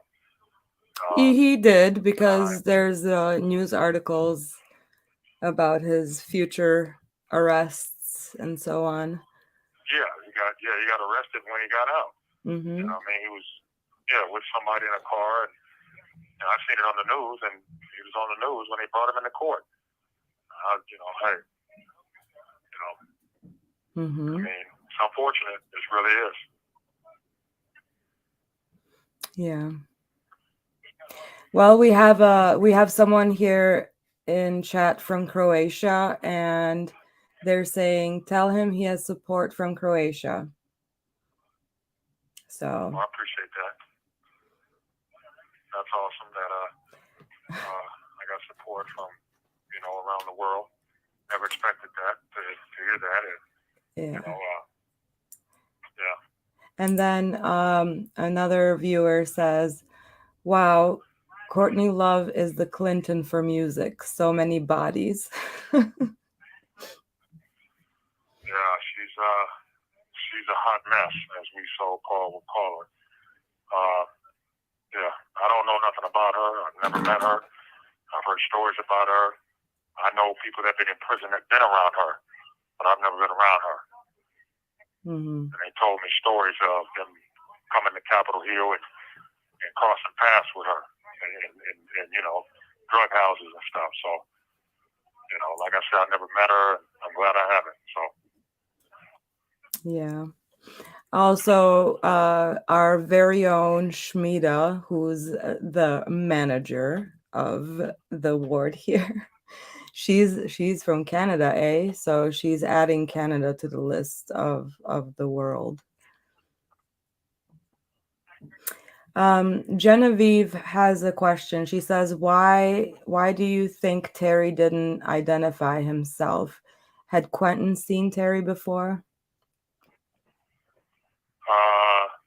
No, I don't think so. I really can't say that. I don't know. Yeah, for Quentin. But as I said before, if we wish that, at least I do. I've had to pay the price because of what happened. That had really nothing to do with me. You know what I mean? I got caught up in two other dudes' individual,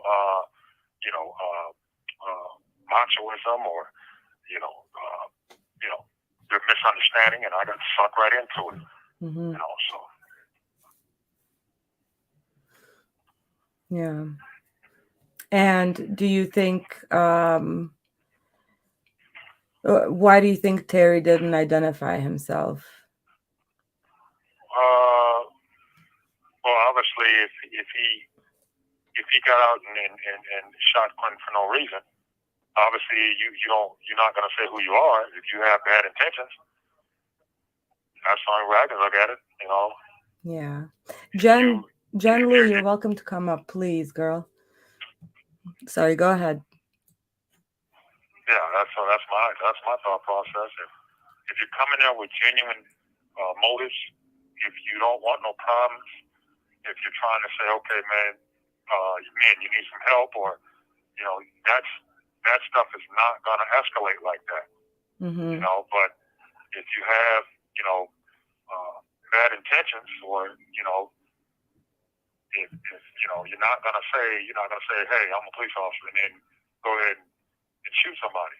You know what I mean? Mm-hmm. That's how I look at it. Yeah. There are also messages of prayers of strength and protection for you from people in chat. Yeah, I made it. I don't know. Yeah, as I said before, man. I've been in here innocently 28 years, man, and I've always wished that this never had happened. But I got sucked into two other dudes, mess. You know what I mean? Like I say, if something happens to me, man, and there was no accident, and I've already said, DOC's involved, Seattle Police Department's involved, and the prosecutor's office involved. So that's my stance on it. Mm. Yeah, well, we hope that whoever needs to hear your story hears it tonight, and that that you get some justice, really, because this is really messed up.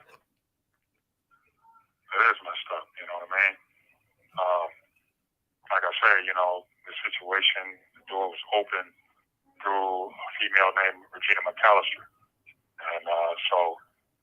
And she admitted it out of her mouth that, she was going to, help set me up, you know what I mean? So, yeah, I just, like I say, man, I wish it never happened. I never gloated over what happened to Terry. I've never, wanted a pat on the back, you know what I mean? All I wanted to do that night was go home. That's all I was trying to do, man. And, it's unfortunate situation. Like you guys left the scene. If you were trying to leave, you didn't have to come back. That's kind of like what I'm thinking. Like, why would you come back if you already left? Exactly. If we did this on purpose, and we attacked this dude, and we knew who this dude was, why would I come back? Yeah. You know what I mean? I'd leave the scene, and if I knew who this dude was, I'd leave the scene and wouldn't go into hiding or something. You know what I mean? But I came back because nobody knew who he was.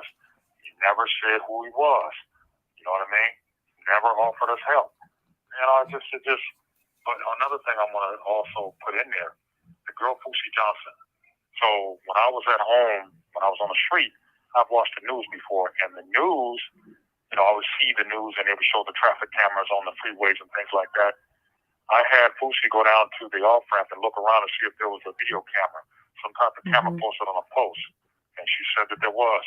There was a video camera facing the off-ramp of Swift Arbor off-ramp. She told me that. So that's one thing she did that I believe she told the truth about. That's the one that I checked up on, and it wouldn't have been possible is the answer that I got. But then again, who knows with these people. Before we keep going, I have my other half, my M&M to the Dr. Dre. I am the Dr. Dre. You're the M&M. I'm older than you, remember? I don't know. Can you hear her, Eric? Okay, perfect. So we're doing this thing. Look at us. You're communicating with, I'm in Chicago. We got our Jen Lou, she's in Florida, and Mr. Smiley right now is in the state of Washington. Wow. So, and we got people all over the world. So Jen, do you have any questions for Mr. Smiley? I do. So, because I hadn't listened to the rest of, because you called in and we hadn't gotten to this point yet, but where is your case now? Are you appealing your case still, or are you just like over it? thanks for that question. I appreciate it. My direct appeal is done. So what is going on now with me as far as my case is concerned is that I have a thing called a facially invalid judgment sentence. It's where something that the court used to confirm your sentence, it's certain documents where they used an offense that I was acquitted of years ago, and they used it to compute my sentence, which there is case law that says that's a no-no. You know, I was acquitted of the offense. There's no way you can use it again in any type of way. It shouldn't even be mentioned. No, it shouldn't have. So, You're right. Mm-hmm. Recently, I just had a hearing. So I filed a 7.8 motion, which was filed in the King County Superior Court back on February 10th. And it was going back and forth, you know, court dates and, you know, shenanigans with the prosecutor, shenanigans with the court clerk. I'm going to pull that file up. Oh, go ahead. Go ahead. I'm just saying I'm going to pull the file up because we attended. So it's not going to have any audio, but keep talking. You can keep talking, but I'm just telling the people. Sorry. Oh, okay. Can she hear me still, though? Yes. Oh, yeah. I can hear you. Uh-huh. Okay. So I filed a 7.8 motion in the Superior Court. It was a couple of delays after the shenanigans, and so on May 20th, I went to a virtual hearing, and the judge ruled that my judgment sentence is not facially invalid. Well, it is. You cannot take an offense I was acquitted of years ago. It's basically double jeopardy. And not only that, is that if you use a prior conviction to incorporate it into my judgment sentence, you have to prove that it is a prior conviction.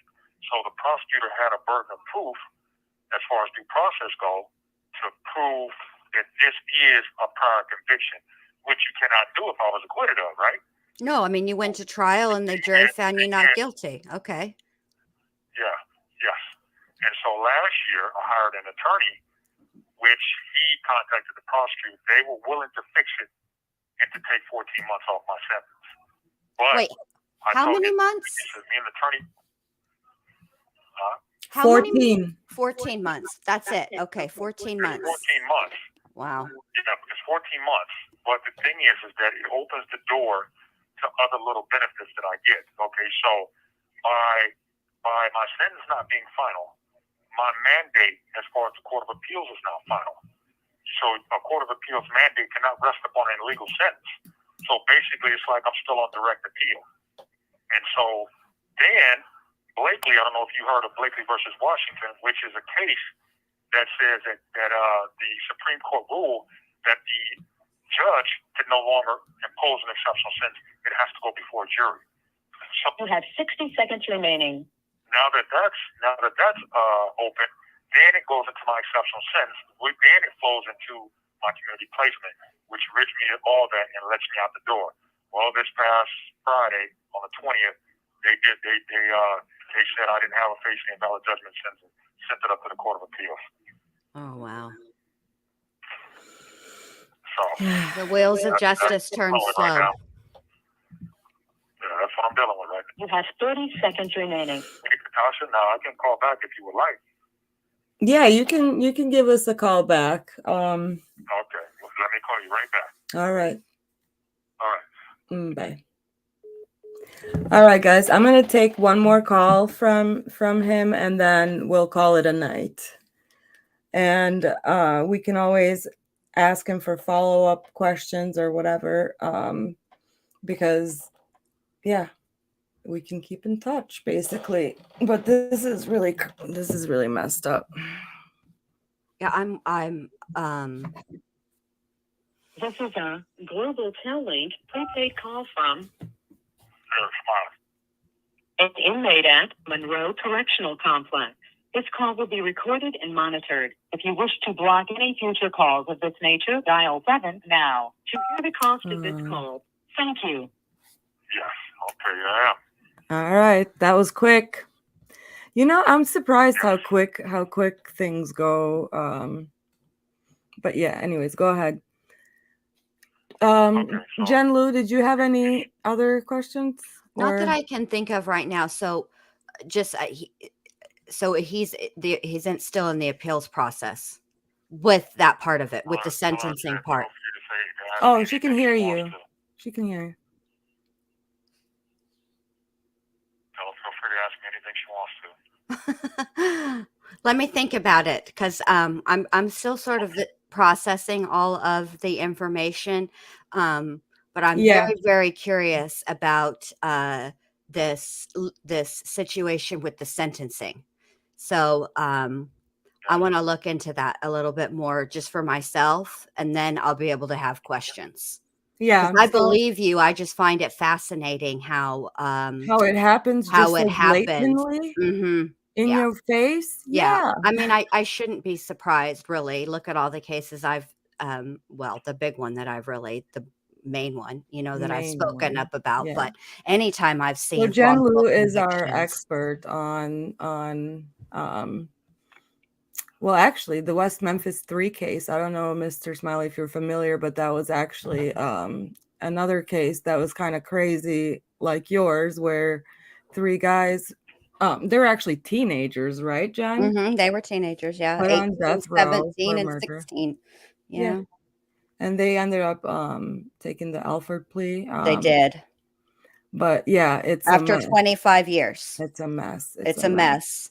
And they're So still working through the courts right now trying to get I mean, they took the Alford plea, so they're out, right? But they really are looking to clear their clear name. their name, yeah. And the only way to do that is through some new DNA testing. So that's what's going on with it right now. So But that's yeah, but if see, and that's what they were trying to do with Mr. Smiley too, is by trying to give him second degree, which is mhm. what happened in this case. They took an alpha plea, right? They pled down to something, No, and I mean, it's they took an Alford plea for basically the original charges, oh, just not they took the capital murder charge away. Still so they took murder the though.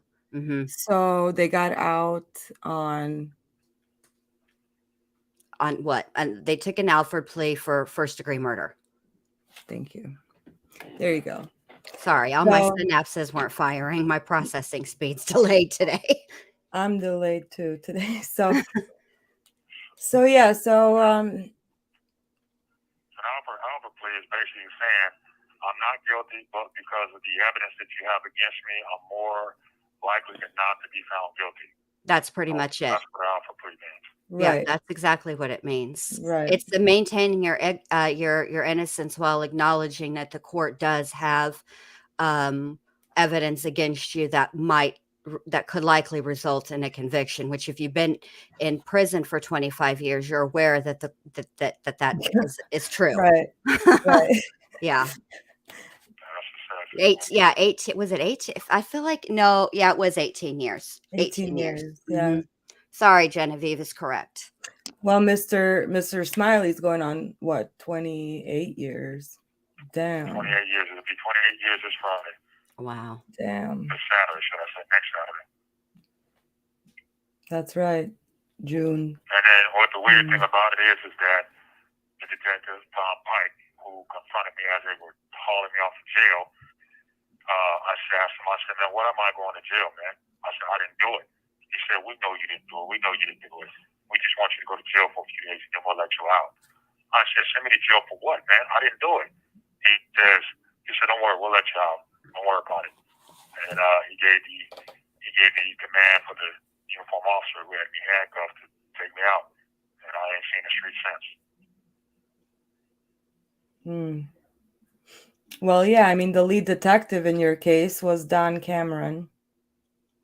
Yeah. And So with my thing him, is that we they are know. very familiar. Yeah, they know about everything. I'm sure. You know, they knew. They knew I was innocent, but because of what I told you about Regina Mcallister trying to set me up, that basically confirmed what the investigator Gil Zimmerman said, because we didn't get you on what we wanted. He said, because they didn't get you on what they wanted to get you on, they're going to get you on this. And so when I asked him, I'm fresh. I'm not knowing what is being plotted on me behind the scenes. And so I asked him, I'm shocked, like surprised, like, get me on what they wanted to get me on. What do you mean by that? What was they trying to get me on? He didn't say anything. He just looked at me. So he, from what I remember, he told me he had friends in the police department. So they probably shared with him what was supposed to happen. And because somehow it flip-flopped, they're saying, okay, well, we didn't get you on what we wanted to get you on, but now we're going to get you on this. So that's how it played out. You know, I've been the victim of you know, their garbage. You know what I mean? Especially while I'm here.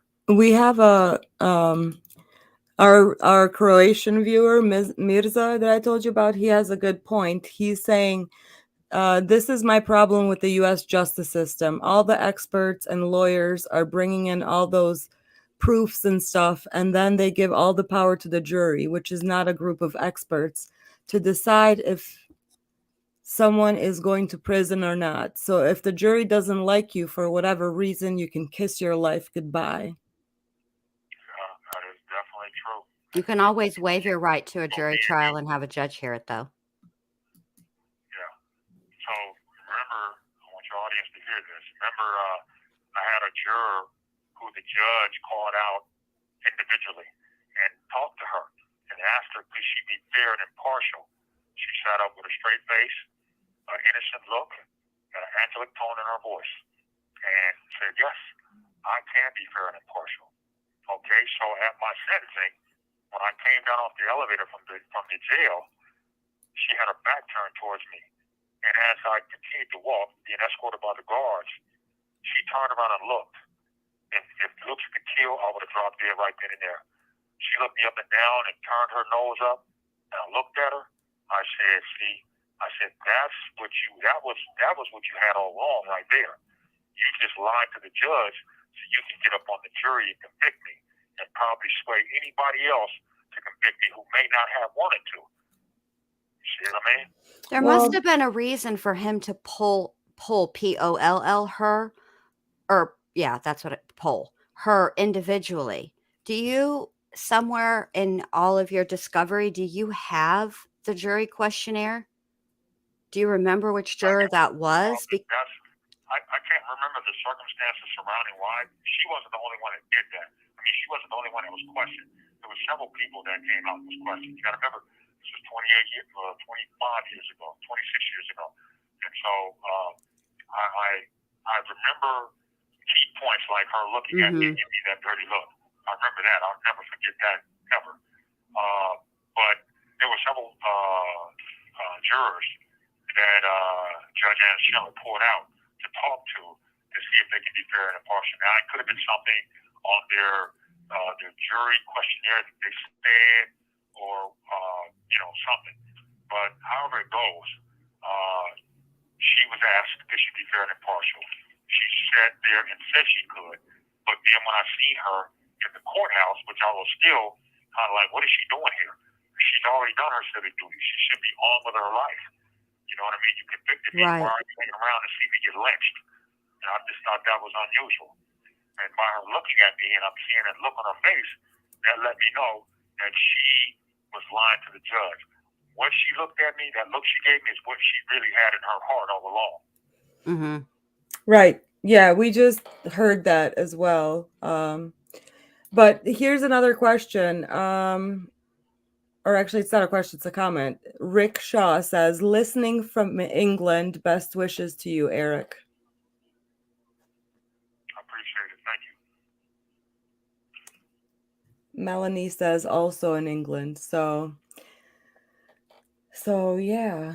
All right. Well, we're approaching like hour 4. So I think we should wrap it up for today and finish up the rest of the call that we still have. And then Eric, next weekend, if you're up for it, give me a call, or tomorrow, actually tomorrow's Sunday, you can give me a call and then we'll figure out another day to hang out What do you say? Absolutely. Absolutely. Perfect. All right. Well, thank you for calling. Jen, thank you for asking You're your welcome. questions. Do you want to say your goodbyes to I Mr. do. Smiley? Thank you, Mr. Smiley, for being up here and calling in and answering questions and stuff. Your story is fascinating, and now you have piqued my interest, and so now I'll be going through it. So be ready to be asked like 11 billion more questions. Oh, don't worry about it. Hey, listen, I'm gonna tell you something. Everything that I'm saying can be verified. You best believe it. All right. I'm saying that I'm guessing or that somebody told me. This is stuff that I've seen with my own eyes. These are actual truths, and they can be verified. All right. Well, good Yeah. deal. Thank you for taking the time, though. I'm very interested, and now I'm gonna. Natasha will tell you how I roll. I will go over it with a fine tooth comb because Oh, it's it's over, always Eric. it's in the details. That's always in the details. That's where I. Yeah, you're about to get your case looked at. I mean, looked at. Jen Lou, that's, So thank you so much. yeah. Heather, whatever, says thank you, Mr. Smiley and Dr. B and Jen Lou and all. And Stay- Camille wants to know if there's anything that he needs. Yeah, that he needs attention and a spotlight and to clear Yes. his That's name. what I need. Well, yeah. I need to have my name cleared. That's what I need. Yeah. I'm in here illegally. I have trepidation on getting out, and these people still having the stigma, this target on me that I did this, and they know I did, and I need my name cleared. That's what I need. Mary Hello says, thank you, Eric. We got your back, and a smiley face. And Camille says, God bless, Eric. Paula Rose says, God bless you. Yeah, so people are, A lot of positive feedback, which is Yeah. good. Yeah, you guys got to make me tear up. oh, yeah, you better. So, yeah. Cool. Christine Elizabeth is saying, what does it have to do with Kurt Cobain? You're going to have to go back and listen, Christine, because there's 3 hours before this point, and you can't just jump and throw around these questions. Mirza says, all the best, Eric. Camille says, sending virtual hugs. And Genevieve says that you're in her thoughts. Jenna says, take care, Eric. And yeah, so lots of support out here for you. So yeah, thank you for your guys' participation and chat. Thank you for being kind. Jen Lou, you're amazing. You're amazing. Thank you for having me. Yeah, so I'm gonna go ahead and add the rest of this phone call and finish playing that, and I'll I'll see you guys later. All right. Bye, you guys. Bye. Bye.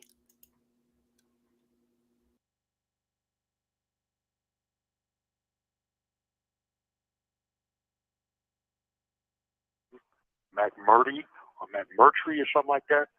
This woman was so, sorry to say, this woman was so unprofessional. She was very unprofessional. No help and very unprofessional. And anyway, so I took the approach that I'm going to have to do this myself because these attorneys are crazy. I couldn't put it together. I could put it together myself and have a hearing. They're wasting my time trying to get these attorneys on board. I said I ended up talking to an attorney named Rachel Gluckman. I give her all the praise in the world. She helped me and guided me. She was really good. I appreciate her. In submitting my brief to the courts, I have to give thanks to a few people who helped me, and she's one of them. And I'll mention you for giving me this opportunity to speak my truth.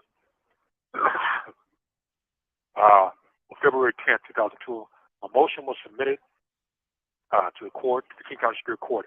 Prosecutors and court clerks started engaging in shenanigans. The court clerk telling me to do stuff that I wasn't required to do.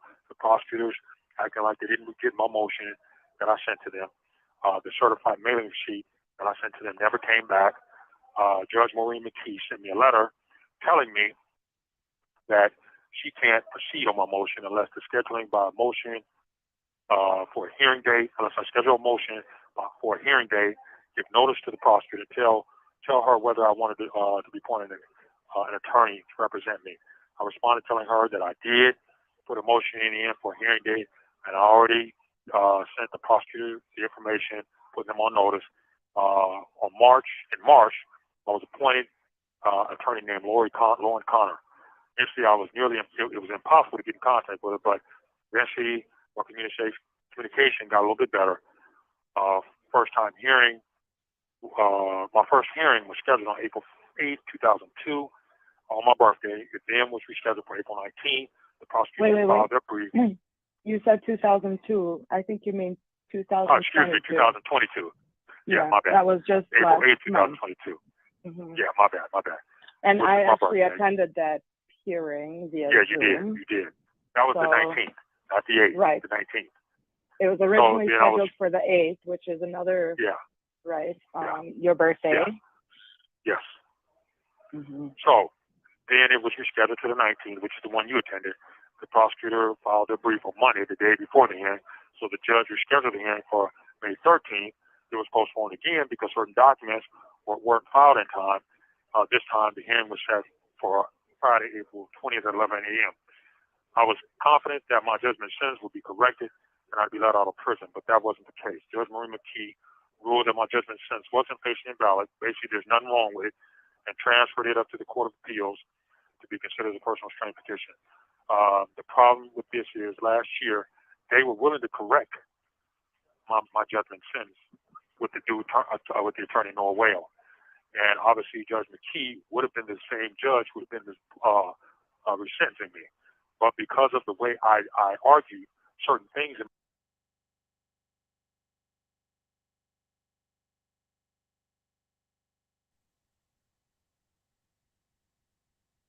He literally just he literally just explained this, so I'm just gonna go ahead and end it now, and I will be uploading a condensed version so that it can be shared. You can also clip versions, or I think YouTube has that option where you can clip sections of it, because there's different components to his story. And we're going to start making some plans about some more interviews and going through this discovery with Jen Liu. Oh my gosh, how exciting. So anyways, this has been a long, long day. Thank you everyone for being here and for listening to not just me ramble, but also to hearing out Eric and his side of the story. So I will see you soon. Have a good night.